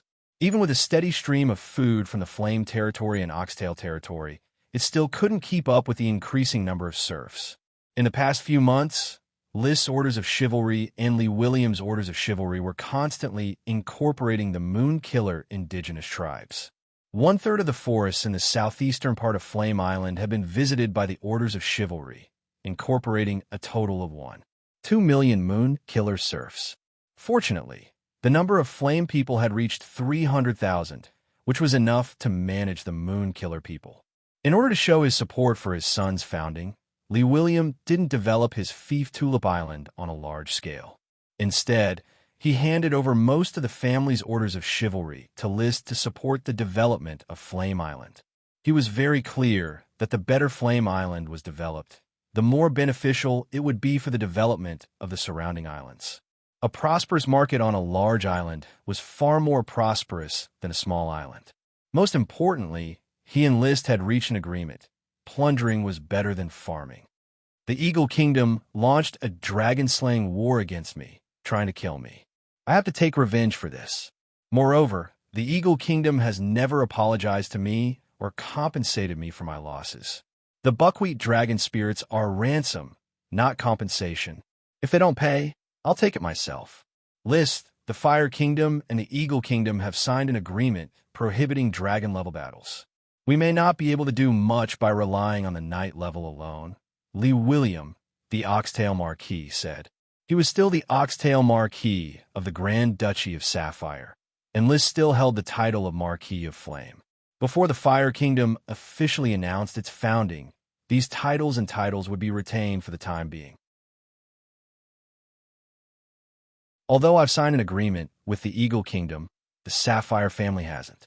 This time, the Sapphire Grand Duke will launch the development order, and our orders of chivalry will be under the Sapphire banner. In addition, let the Sapphire Dragon go out to plunder, and I'll secretly contain the Dragon Knight of the Eagle Kingdom. Lee William didn't object. That's good. Thus, the father and son quickly went to the Blue Sky Mountain Palace to find the Sapphire Grand Duke to discuss the war. Only a few months had passed, but the Sapphire Grand Duke had aged into an old man in his 70s or 80s. His breath was seriously weak, especially on the spiritual level, which was particularly serious. Grand Duke Andrew, how is your body? It seems I can no longer hide it. Your Majesty, I don't have much time. I'm afraid I'll have to hand Sapphire to Anthony soon. The Grand Duke sighed and said, Originally, I thought I could hold on for a few years to pave the way for Anthony. Now, I can only pin my hopes on your Highness. Grand Duke, please speak. I'll definitely help if I can. Your Majesty should still remember the dragon-slaying incident that year. The Marquis of Bull rebelled and assassinated the Sapphire Dragon. He used a vicious soul magic to tear the soul of the Sapphire Dragon. In order to save the life of the Sapphire Dragon, I had to overdraw my soul to maintain the Sapphire Dragon. However, the human soul was much weaker than the soul of a dragon.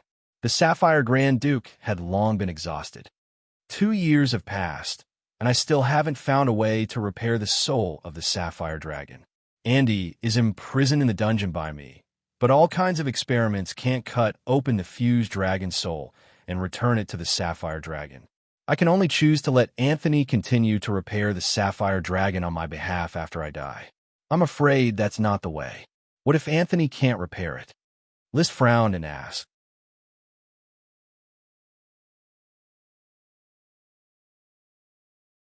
Chapter 953. Though I die, there will be children, and children will give birth to grandchildren, and grandchildren will give birth to more children, and more children, and more children, and more children, and more children, and more children, and more children, and more children, and more children, and more children, and more children, and more children, and more children, and more children, and more children, and more children. The Sapphire Grand Duke's firm answer moved List. He wanted to use the lives of all the males in the family to ensure the life of the Sapphire Dragon, thereby preserving the status of the dragon-raising family. Perhaps any noble would make the same choice. The dragon-rearing families were the true players in the game of the knight system, not pawns. However, List looked at the wrinkles on the Grand Duke's face and muttered, Is Lich Andy locked up in the dungeon? Hatred flashed in his eyes as he replied, That's right, I didn't kill him. How much research have you done on the convenience of souls, especially on the content of liches and dragon lords? How many valuable results have you obtained? I've researched it countless times, but to no avail. Even the transformation of a lich cannot be reversed.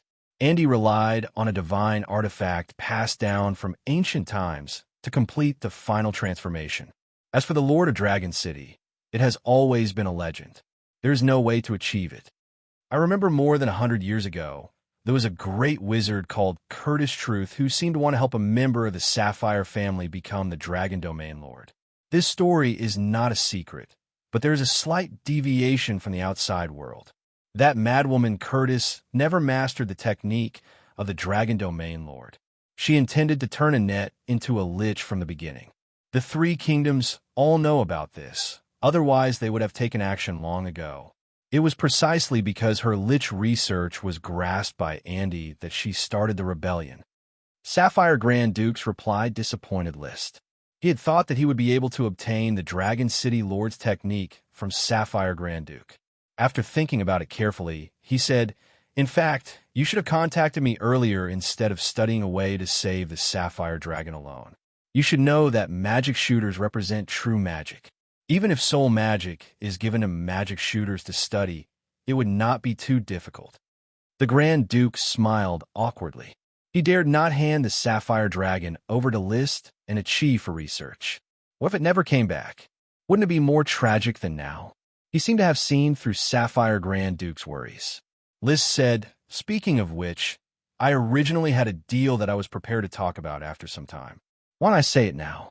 I went to the legendary continent some time ago and met Andy's grandson, Andre, who was attacking an orichalcum dragon. He was almost successful. What? Sapphire Grand Duke almost jumped up. Anthony, who was serving at the side, was so agitated that he accidentally broke the teacup. Your Majesty, where is Andre now? Both of them placed their attention on Andre and neglected the main point that List wanted to talk about, the orichalcum dragon. The orichalcum dragon was a mystical dragon that should have been the most shocking. He gestured with his hand and said, Don't be impatient. Andre dared to snatch my dragon, so naturally he will be caught by me. I've been preparing to give him to Grand Duke Andrew as a birthday present, and in exchange for some information regarding the Dragon City Lord.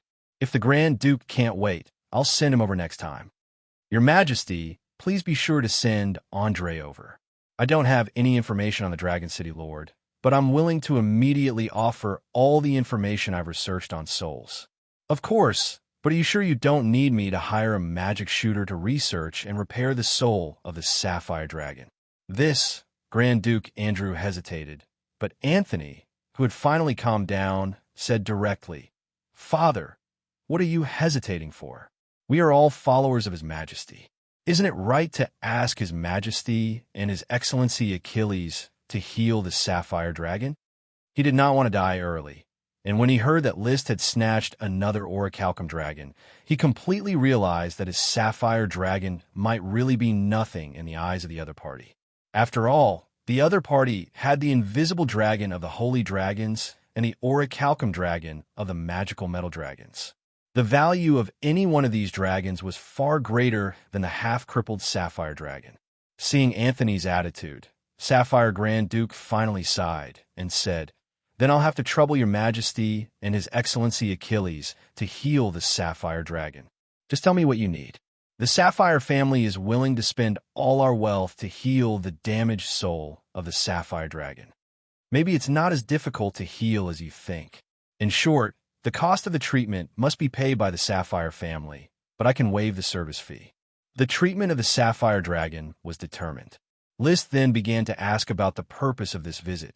Grand Duke Andrew, can you still support a battle now? Or can Anthony bring the Sapphire Dragon to participate in the battle? What does your Majesty mean? I'm going to launch a development order against the Eagle Kingdom in the name of Sapphire.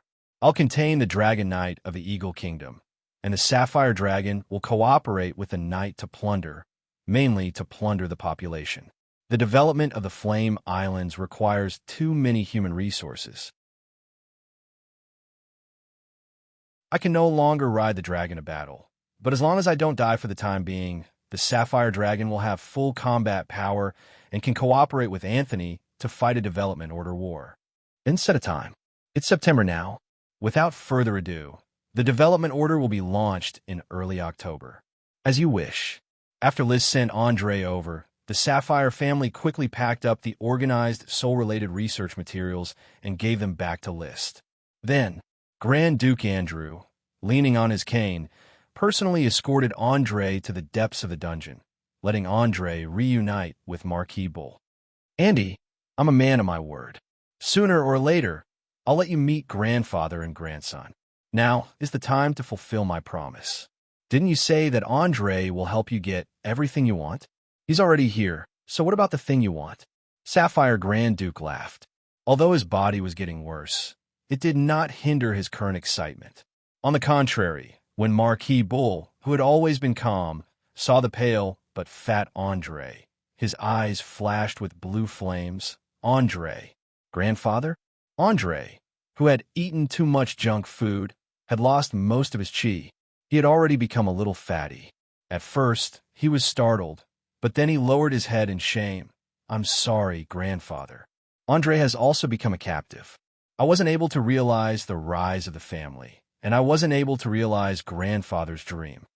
A few months of captivity had already worn away all his hopes. The once high-spirited and talented youngster had become a decadent waste. How could this be? Weren't you attacking? How'd you end up in this state?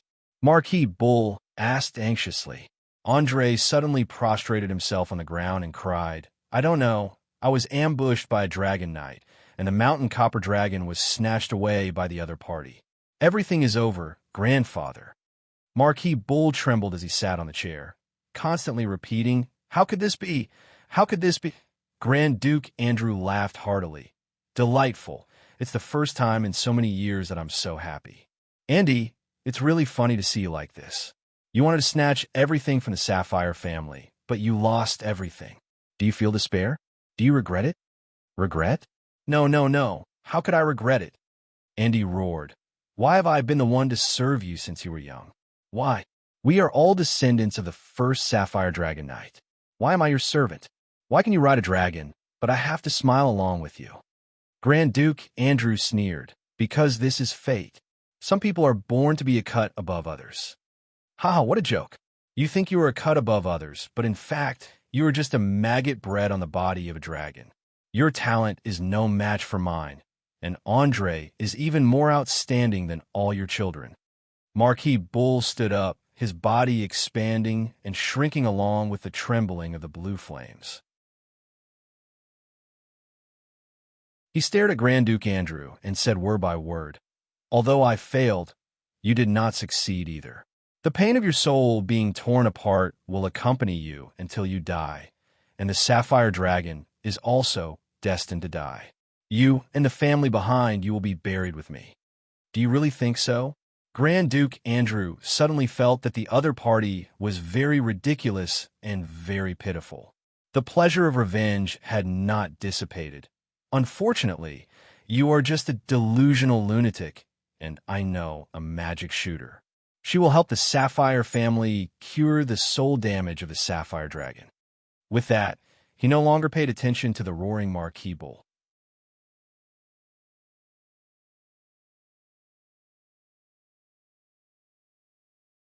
Chapter 9:54. Lich Andy was transported to the Reed Tower in Reed City. In order to study the teleportation circle, Achi used Earth Elemental Embodiment, which she had yet to master perfectly, to create a tall stone tower. She then asked the construction team to decorate the interior of the tower into a magnificent mage tower that was hundreds of meters tall. She named it the Reed Tower. At this moment, in a closed laboratory in the Reed Tower, List was watching Achi set up a magic circle. At the center of the magic circle was the tall Lich Andy, who was tightly bound by orichalcum chains. Right now, he could only be considered a humanoid creature. His body was covered by a special metal armor that had completely fused with his body and soul. According to the information provided by the Sapphire Grand Duke, Andy used a mysterious armor called Scar of Fear to fuse with the soul of a dragon and transform into a lich. The Scar of Fear had completely fused with Andy's body and changed its nature. It was impossible to know what it was made of. However, Liz speculated that the raw material should be related to dragons. After all, the world's top materials were dragon parts. Among the 4 pieces of equipment he found in the statue, 3 of them were made of dragon materials. Moreover, to perfectly fuse with the soul of a dragon, dragon materials were obviously the most suitable armor. Achi, do you think it'll be easier to remove the soul if we remove the Scar of Fear from his body first?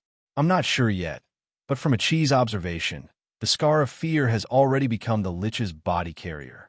As time goes by, his body is gradually fusing with the Scar of Fear. I'm afraid that he'll become a real Lich soon. A real Lich? Does that mean he's not a Lich yet? A semi-finished product. Achi gave a simple evaluation. The workmanship is rough, and the transformation process should be flawed. According to the legends that Achi read in the magic books, the ancient Lich was also called the Lich King. It was developed by magic shooters. It can't be so fragile. She condensed a ring of water and wrapped it around Andy's arm. She squeezed it slightly, and the armor was immediately deformed. Look, brother, it's really fragile. List nodded. Yes, it is. Lying in a magic circle and unable to move, the blue flames in Andy's eyes trembled violently. Unable to bear it any longer, he said in a low, hoarse voice, "Are you the Dragon Knight and magic shooter that Andrew mentioned?" "That's right." Lich Andy stared at List's face and asked with a trembling voice, "Are you the one who stole my grandson Andre's orichalcum dragon?" List smiled and replied with a slightly teasing tone, "Dragons are arrogant by nature. They will only acknowledge the most outstanding human beings. Your grandson probably isn't good enough." He didn't gain anything from the Copper Mountain Dragon for a few years, but I only went for a day, and the Copper Mountain Dragon willingly became my mount. After hearing his words, Lich Andy seemed to want to say something, but he didn't say anything in the end. Instead, he stiffly changed the topic. "This high mage isn't human, right? A spirit of the sea. A siren? It's actually a siren high mage. Did Andrew ask Sir High Mage for help to research a way to cure the Sapphire Dragon? Healing the Sapphire Dragon is just a side project. We want to study more about the soul, so Lich Andy, I hope you can cooperate with us. The sooner you get the results, the less pain you'll have to suffer. Perhaps when I send you to the Banished Land, you'll still be able to see your grandson." "I'm an immortal lich. There is no such thing as immortal. If there was, where did the ancient liches go? Moreover, you aren't a qualified product." List didn't have anything to do today, so he had time to chat with Andy. He wanted to see if he could loosen the other side's mood and make him take the initiative to cooperate with the research. After a short moment, Lich Andy was in the mood to chat again. "You want to research liches? How about we also make a deal? Let's hear it. I'll take the initiative to cooperate with the research and rely on my dragon soul to make the Sapphire Dragon your dragon. I'll destroy the Sapphire family and give you all the wealth, but I only want you to guarantee Andre's freedom to leave the Grand Duchy of Sapphire. I'd like to agree and let you cooperate with the research, but my integrity doesn't allow me to deceive others. The Sapphire Grand Duke is a decisive person. He won't leave Andre alive to torture him because of hatred. In fact, he will only send Andre to the Banished Land early." "That's true. I know Andre's character very well. Then I only need you to guarantee the destruction of the Sapphire family. How about it?" Liz still wanted to talk a little more with Lich Andy. Achi, who was immersed in her research, suddenly said, "Brother, Achi has discovered the secret of the Lich. It seems that the dragon soul is easy to separate, and the structure of his body isn't difficult to grasp. Because it's a semi-finished product, a lot of the design ideas are exposed on his body. Oh, so easy. Sapphire has provided a lot of information. Plus, Achi has recently collected a batch of information about souls. It's not difficult to see the secret of a semi-finished lich. If nothing goes wrong, as long as there are suitable materials, Achi can also mass-produce this kind of semi-finished lich." "Impossible!" Lich Andy exclaimed in a trembling voice. Achi's words ruthlessly shattered Andy's hope of getting lucky. He's a knight transformed into a lich. His spiritual power is insufficient, and there are many barriers in the fusion with the dragon soul. It's not accurate to say that he's a semi-finished product. It should be an inferior, semi-finished product. Mages are the best candidates to transform into liches. Without any bargaining value, Lich Andy was destined to be a lab rat. List did not let Achi immediately take the glass dragon soul. He was not ready to heal the Sapphire Dragon so quickly. Perhaps it was hypocritical, but as the future king of the Fire Kingdom, from a political point of view, a dead Grand Duke Andrew was more in line with his interests. The successor Anthony would be easier to control, and once Grand Duke Andrew died, the identity of the followers of the Tulip family would also become a thing of the past. Without the moral constraints of the identity of a former follower, he could make arrangements for the Sapphire family without any constraints. After all, I've become a member of this world's politicians, and like most nobles, I only see benefits. List rarely looked at himself under the lazy afternoon sun, but this feeling did not last long. In the letter, Paris reported that the Phoenix Forest had attracted a flock of red-feathered birds in World of Warcraft. It seemed that it was not an ordinary low-level World of Warcraft. They occupied the Phoenix Forest and even had several conflicts with the Flame Drakes. Goldie, Little Red, and Little Purple, the three gradually maturing Flame Drakes, did not take advantage of this group of red-feathered birds in World of Warcraft. There was even one time when Little Purple fought a red bird alone, and it only ended in a draw.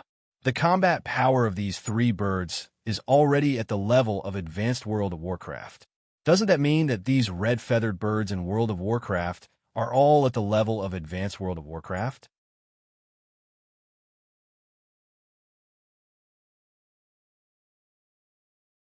Chapter 955.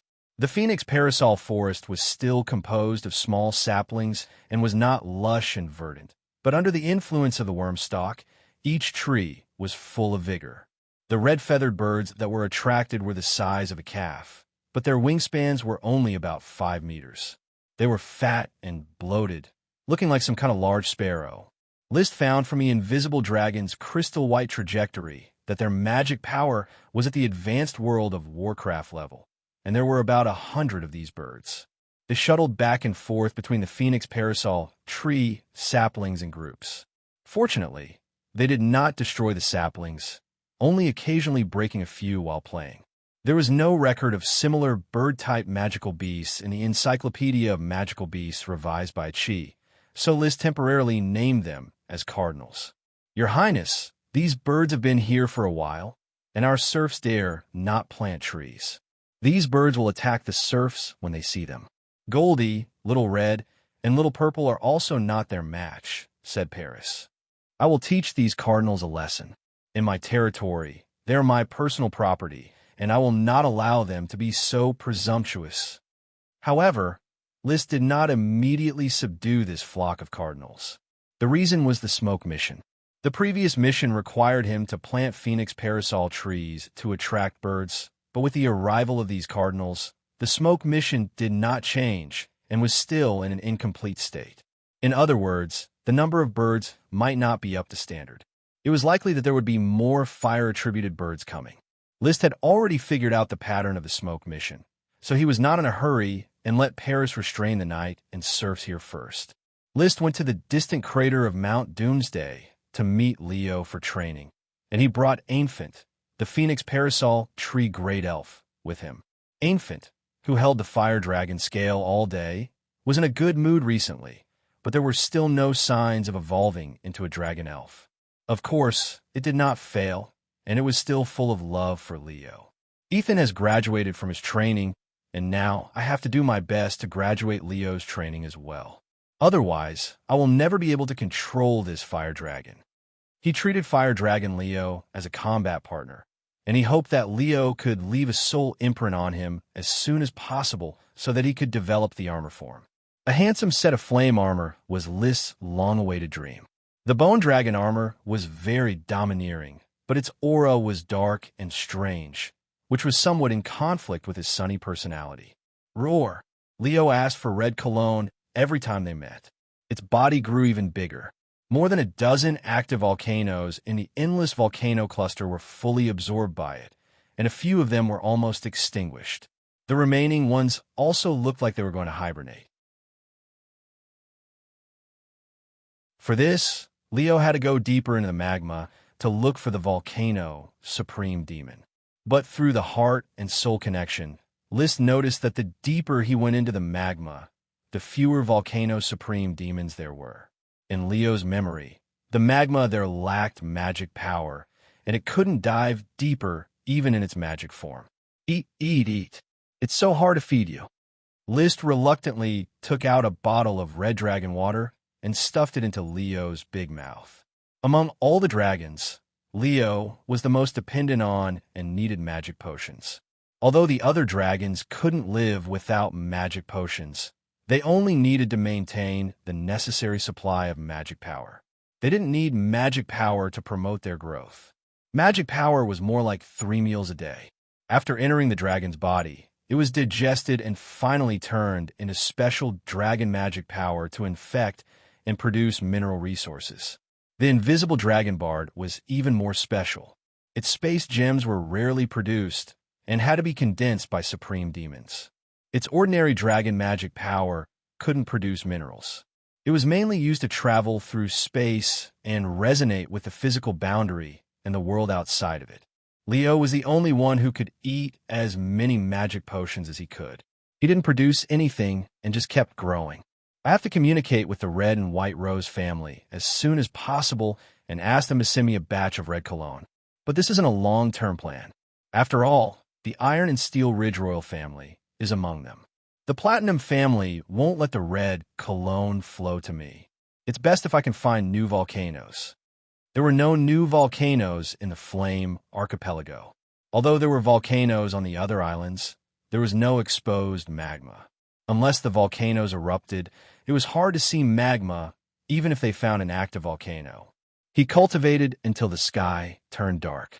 Just as List returned to the Phoenix Parasol Forest, Paris quickly reported, "Your Highness, after you left, another group of red sparrows arrived. Moreover, there are actually 5 flame dragonbirds among them. They are the same type of dragonbirds as Goldie, Little Red, and Little Purple." What? List was shocked. Flame dragonbirds were mounts that he had always wanted to capture and tame. Unfortunately, there were many legends about phoenixes, but there were almost none that had actually been discovered. He never thought that planting a parasol tree would actually attract golden phoenixes. He quickly cast Crystal White Orbit and sized up the Phoenix Parasol Forest.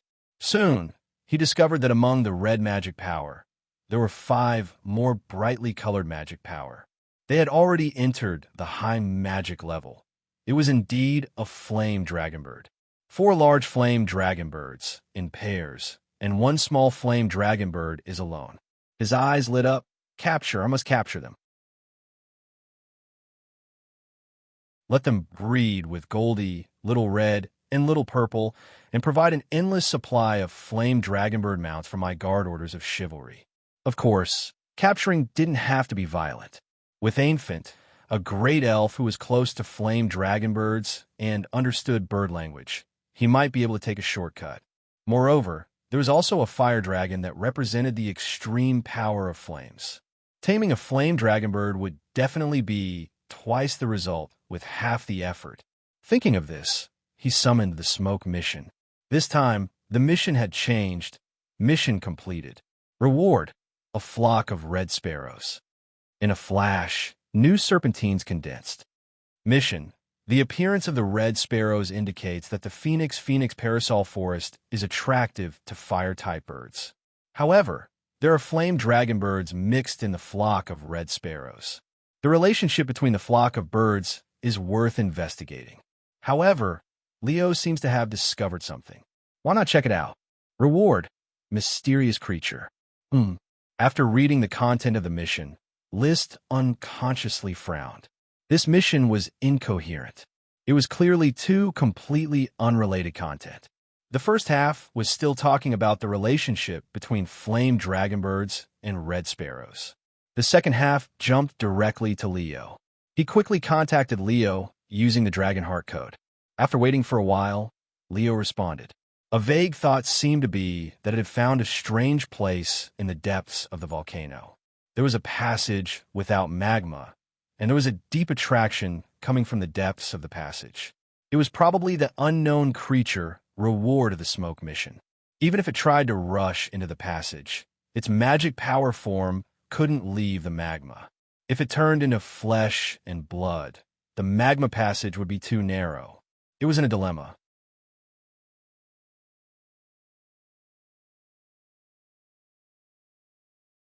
Chapter 956. In order to get what was attracting it to the magma underground, Leo finally agreed to start training in the form of armor with List. So in late September, List was stationed in the endless volcanoes for a long time. After a good run-in with the bone dragon Winnie, he had a deep understanding of the training of the elemental dragon armor form. As long as Leo was willing to cooperate, it should be very easy to train. Moreover, Leo's control over himself was far greater than Winnie's control over the bone dragon, so it might be easier. But no matter how easy it was, it still took time to train. At the same time, the orders of chivalry began to gather on Flame Island. The Earth Knight who had passed the political review gathered on Iron Hoof Island through the Xinlu teleportation array. They were about to cooperate with the Sapphire Dragon to launch the Eagle Kingdom's expedition. In the Phoenix Forest, The great elf Aenfint was busy riding Goldie, Little Red, and Little Purple slowly approaching the 5 Inferno Dragonbirds. Unlike the Cardinal's hostility, when the Inferno Dragonbirds saw their own kind, they acted more affectionately and did not show a confrontational posture. Aenfint also took this opportunity to establish a preliminary friendly relationship with the 5 new Inferno Dragonbirds. The Inferno Dragonbirds were the kings of the Cardinals. About 200 or 300 Cardinals needed to hunt wild birds from all over the world for the Inferno Dragonbirds to enjoy. This relationship was like the class difference between the Storm Draconic Horse and the Pegasus. However, no matter how precious and rare the Inferno Dragonbirds were, Liszt did not have the time to pay attention to them. His and Leo's training had encountered serious obstacles. No matter how Leo cooperated, the armor form he condensed could not do what Liszt wanted. It was just a ball of flames surrounding Liszt. Staring at himself wrapped in gelatinous flames, so bloated that it was somewhat inconvenient for him to move, he sighed silently. What was thought to be his simple training had become a huge problem. Roar! Leo also looked very impatient. It could not transform into a beautiful set of armor according to Liszt's idea. Moreover, it suspected that Liszt was fooling it. This method was not feasible at all. It was purely a waste of its dragon magic. It's not that you can't, it's that you can't control the form of your magic power.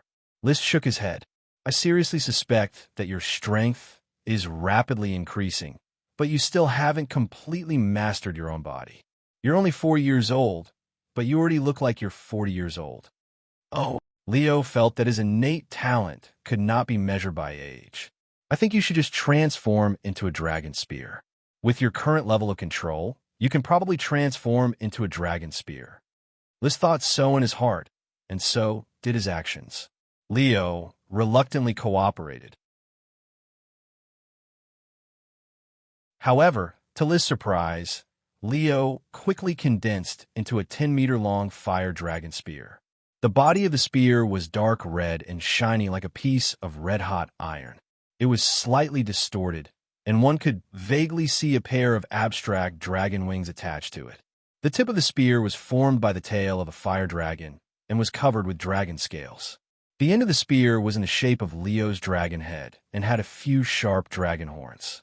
Holding the spear, he felt that this dragon spear was like an extension of his body. Its size, length, and weight were all natural and smooth to him. Oh, this feeling is power.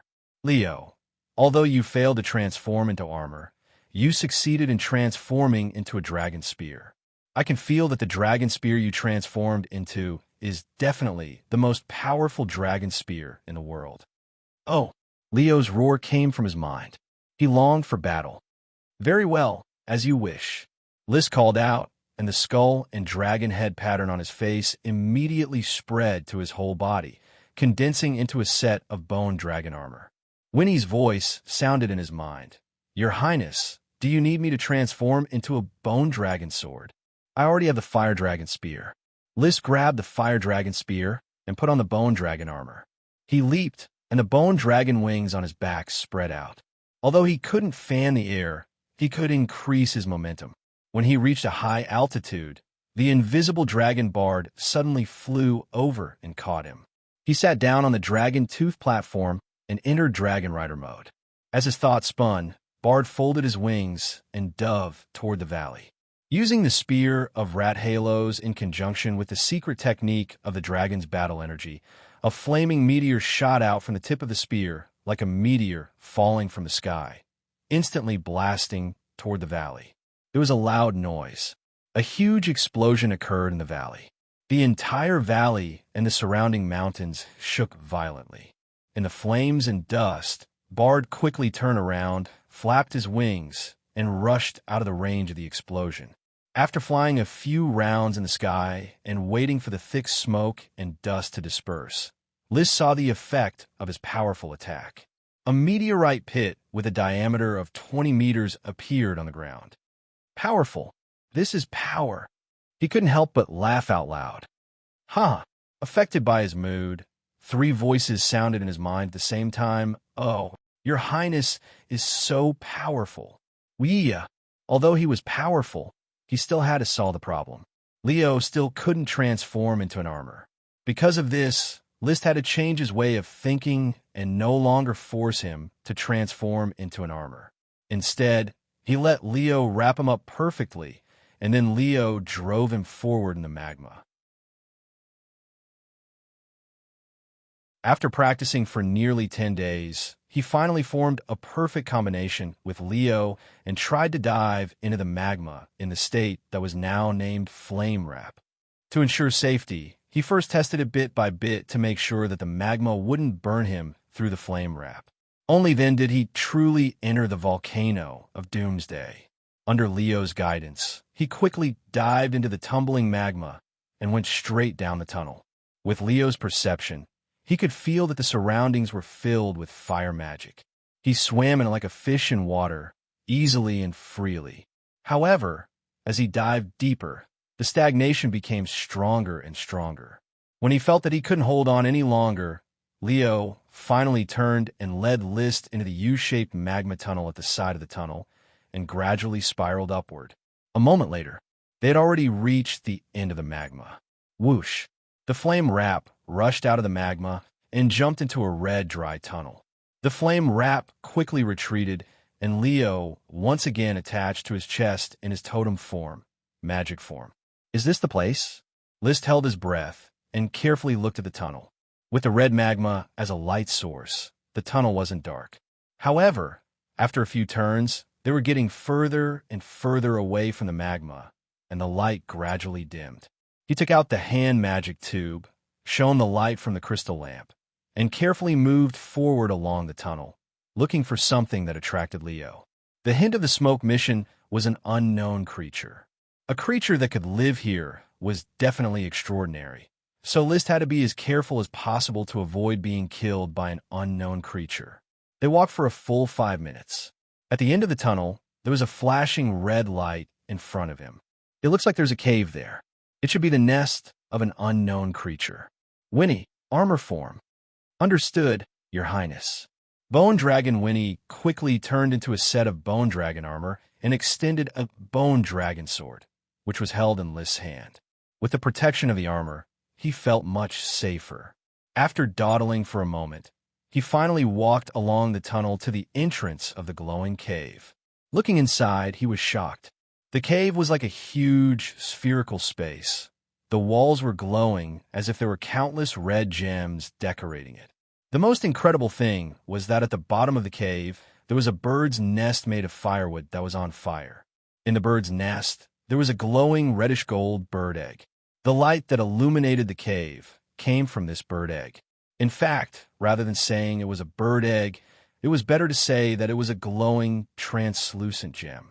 An extremely rich fire element magic lingered around it, making this bird egg look extremely noble. With one look, it was obvious that this was an egg laid by an extraordinary creature. The energy level is very high. It's a supreme fire element magic. What kind of creature left this egg?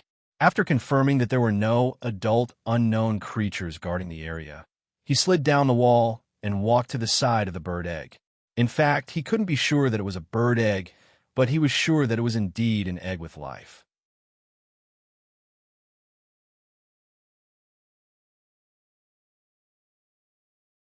Chapter 9, 57. Roar. Leo told Liszt through the telepathic bond that he wanted to eat the egg. However, Liszt ignored him. This place was too small, and Leo could not come out. He could just ignore his opinion. He circled around the egg, carefully observing the incredible egg. The glow from the egg was golden and very bright. It flickered steadily like it was breathing. However, the glow was not dazzling at all. It was exceptionally gentle, giving him a warm and comfortable feeling. The dry firewood below the egg was burning fiercely, but the firewood did not burn. It still looked like dead wood, and the flames were made of fire magic. So it looked like the egg was being roasted over a fire, but it had not been cooked for a long time. Such intense fire elemental mana, and the bird egg is a supreme fire elemental mana. It must be extraordinary. In this world, apart from the fire dragon, There's only such an extraordinary fire attribute supreme demon in this world, and it's probably the legendary phoenix. List's eyes were like torches as he thought. After the fall of the Moon Empire, the night ruled the world. Many of the civilizations created by the spellcasters have been lost, so people now mistook the blazing dragon bird for a phoenix. However, the relationship between the unicorn and the storm dragon horse made List realize that the real phoenix was far more powerful than the blazing dragon bird. However, he did not dare to confirm that the phoenix really existed. Only now did he realize that he might really have found a phoenix egg after seeing this magical egg. I have to take it away. No, there must be a reason why the phoenix chose to build its nest here. It's very likely that this volcano is the key to hatching the egg. If the phoenix was real, it would definitely be on the same level as the unicorn. It was as incredible as a dragon, and the conditions for its hatching were naturally harsh. According to the legends, the phoenix could be reborn from ashes. Perhaps this was the place the phoenix had chosen for its rebirth. Roar! Leo shouted, wanting to eat it. Calm down, Leo. You can't eat this egg. It's a phoenix egg, do you understand? Phoenix egg. A phoenix is a magical creature, just like you. Roar! Whether it was a phoenix or a turkey, Leo just wanted to eat the bird's egg. However, how could List let Leo eat a future phoenix? He couldn't even bear to let Leo eat the flame dragon bird. He ignored Leo's roar. He observed it over and over again, remembering all of the characteristics of the phoenix egg, as well as this bird nest made of fire. At the same time, he took out the shining red stones on the wall and stuffed them into his spatial ring as a sample for future analysis. No, I can't hold my breath anymore. I have to leave this place as soon as possible. There was no breathable air in the cave. List had been observing here for an hour and a half.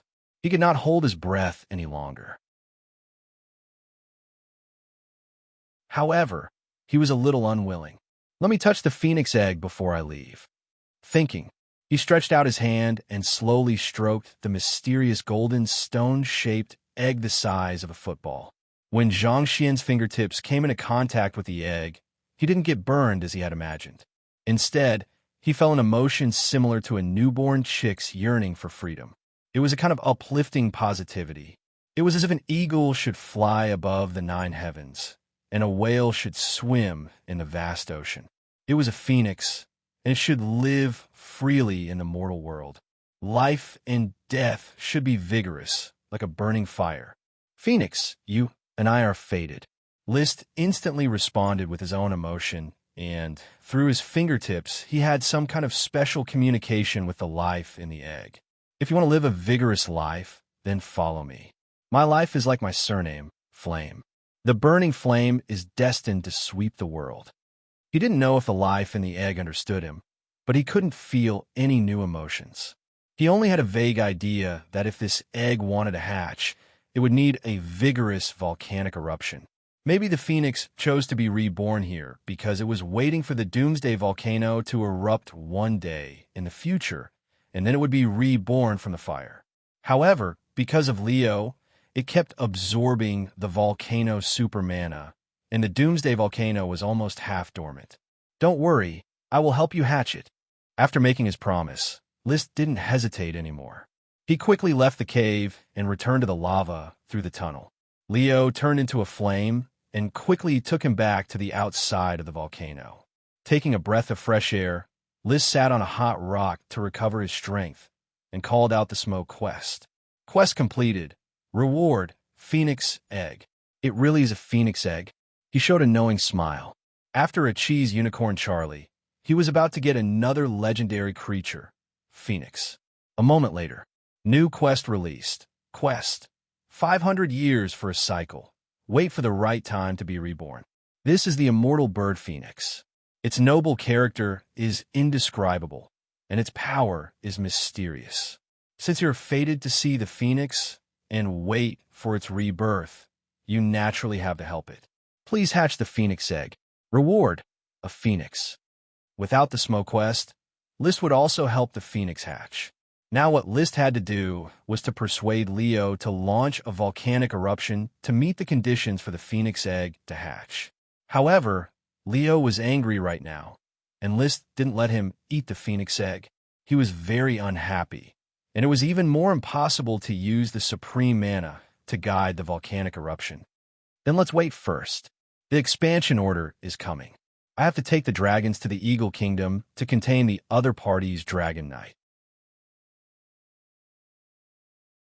I'm afraid I don't have time to take care of the newly hatched phoenix. When the expansion order is over, I will hatch the phoenix egg. The phoenix egg was not suitable for hatching for the time being, but it did not prevent him from studying the blood-red stones in the phoenix nest. These were a few stones with strong fire attribute magic. The surface was rough and had many impurities. It was not as crystal clear as gems and crystals, nor as delicate and smooth as jade. The magic is a little difficult to extract and activate. It feels a little troublesome to study. Forget it. I'll just throw it to the Guild of Magic for research. His time was too precious to be used for research. Back to the Phoenix Forest. The Great Elf Infant's work was very good. He had successfully integrated with the 5 new flaming dragon birds and let the flaming dragon birds restrain these grumpy cardinals. List, the cardinals will not dare to attack humans in the future, or Infant will let the flaming dragon birds pluck their feathers. Well done. List was not stingy with his praise. Paris smiled and said, with Infant here to manage the flock, the safety of the knight and the serfs is guaranteed. There is no need for me to interfere anymore. Your Highness, please transfer me back to Reed City to contribute to the construction there. You are now a light magic great swordsman, and your strength belongs to the top of the knight. Leading the orders of chivalry is what you should do. However, don't participate in the construction of the territory for the time being. I am arranging for the orders of chivalry to go to the Eagle Kingdom. You should also join the expedition team and get promoted as soon as possible.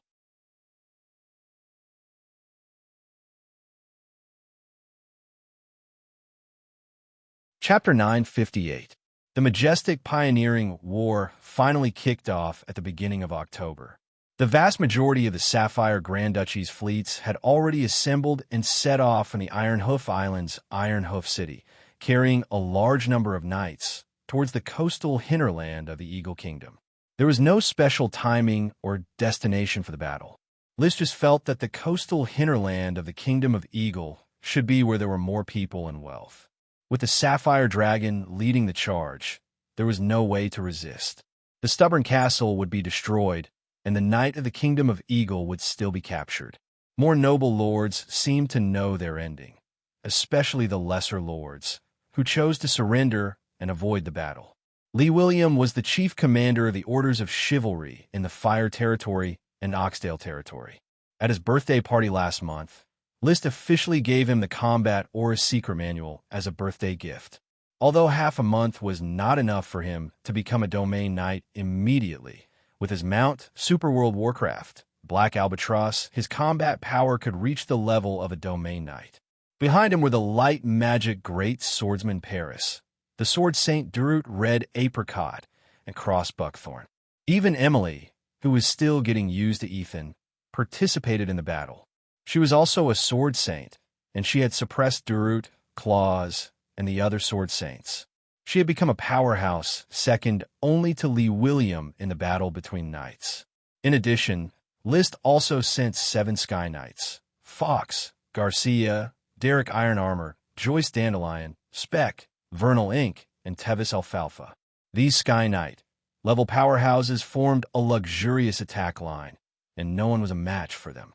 In order to prevent the Kingdom of Eagle from sending out the Dragon Knight to deal with the Grand Duchy of Sapphire's usual invasion, List personally led the luxurious Dragon Legion to secretly supervise the battle. Invisible Dragon Bard, Grey Iron Dragon Orn, Fire Dragon Leo, Bone Dragon Winnie, and Light Emerald Dragon Ethan. Only Marta, the Copper Dragon, stayed on Flame Island to guard the territory and prevent the Moon Killers from rebelling. Although most of the Moon Killers belonged to the Serf class, their living conditions were much better than in the forest. More importantly, List adopted the strategy of division. Although the original ancient sorcerers had to serve for the big project, their children had entered the school, received good education, and were promised to become nobles in the future, which also made them less motivated to rebel. Furthermore, the territory also has the magic shooter, a Chi, riding a unicorn Charlie, whose strength is like the Dragon Knight. One person is enough to suppress everything. In short, the outcome of this pioneering order war was predetermined since the beginning. It lasted for a full month. The Sapphire Dragon crossed more than 1,000 kilometers in the hinterland of the Eagle Kingdom and conquered a large number of castles. The captured knight was transported in a steady stream in the direction of Sapphire, and the serfs were driven away in batches without even a fig leaf. Most of them would be sent to Blazing Island, with only a small portion serving as spoils of war for the Sapphire family, as well as a share of military exploits for other minor aristocrats. List, who has 6 dragons, does not mind becoming fat in one bite. The number of dragons is the hard truth. No matter how many captured knights came to the Fire Kingdom, they had to work here honestly and become the vassals of the Fire family. Preposterous. In the royal palace of Moonshine City, the Iron Dragon Chain Palace, Eagle King Adonis Moonlight Silver threw the wine glass in his hand on the ground. Looking at the information sent by the intelligence knight, the bearded man stood up in anger. How dare he do this? List, this little bastard, the second son raised by a despicable small family. How dare he provoke the Eagle Kingdom again and again? Sapphire, this group of flies raised, are all as lowly and disgusting as maggots. List stole the kingdom's gray iron dragon and light green sapphire dragon. Andre, this little bastard, actually betrayed me and ran away on the mountain copper dragon. He suddenly smashed the table with his fist. He gritted his teeth and cursed. Unforgivable. All unforgivable.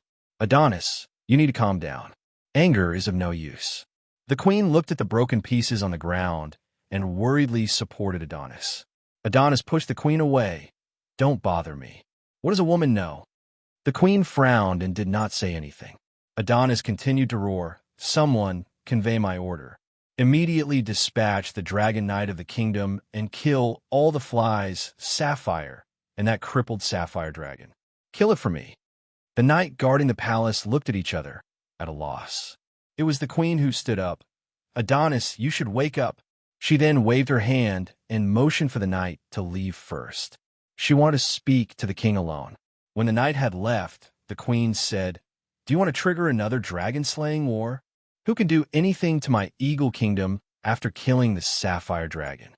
Can't you see the intention behind the Sapphire families continuing to launch the expansion order? It is List who is secretly supporting them. Think about his invisible dragon, the light green Sapphire Dragon, the gray Iron Dragon that once belonged to us, and that Fire Dragon, as well as the Bone Dragon in the intelligence and the magic shooter riding a unicorn. Every time the queen mentioned the name of a dragon, Adonis grew weaker. By the time he mentioned the unicorn, he had already collapsed on the chair. Then, Tiffany, my wife, tell me what I should do now. The kingdom is in a precarious situation. What you need to do is to maintain the current situation, train new Dragon Knight, conquer new dragons, and let the kingdom survive this crisis. Do you know how difficult this is? First, Carl Law died in battle. Then the light green Sapphire Dragon was lost. Then Lure died in battle, and the gray Iron Dragon was lost. The Blast Furnace Castle and the Iron and Steel Ridge have long lost their ambitions. In the face of the aggressive Fire Kingdom, they're only blindly pleasing, hoping to coexist peacefully. Adonis wanted to laugh as he said, They are too naive. From List's attitude toward my Eagle Kingdom, we can see that he is an ambitious person, a very ambitious person. He has the invisible dragon and has nothing to fear. Now he has caught the Eagle Kingdom and bitten them. Sooner or later, he will bite the Blast Furnace Castle and the Iron and Steel Ridge to death. Then we will compromise, make a gesture for them to see, and let them understand List's ambition, Queen Tiffany said calmly. Compromise. Yes, all forces that are not the core interests of the Moonlight Silver family and the White Iron family can be abandoned. Those nobles have been under the protection of the royal family for many years, but have not contributed anything. It is better to throw them to the Fire Kingdom. The low-level knight is not important. The important thing is the dragon. Do you really think this is feasible? Whether it is feasible or not, we can give it a try. Otherwise, what else can we do? The Blast Furnace Castle and the Iron and Steel Ridge refuse to join forces to obliterate the Fire Kingdom. We have no hope of winning the dragon-slaying war alone. We can only protect ourselves. Sooner or later, these two kingdoms will see clearly the true face of List's ambition. Adonis was silent for a long time. In that case, I will let the ministers of the kingdom enter the palace and discuss in detail. List did not know what the Eagle royal family's reaction was. Riding on the invisible dragon bard, List scouted the battlefield and watched batches after batches of knights, serfs, elves, food, minerals, and other resources being packed and transported away. List smiled like a 200-pound fatty. I thought that trade smuggling was the most profitable. Then I thought that gifts from friends are the most profitable. But neither is more profitable than waging war.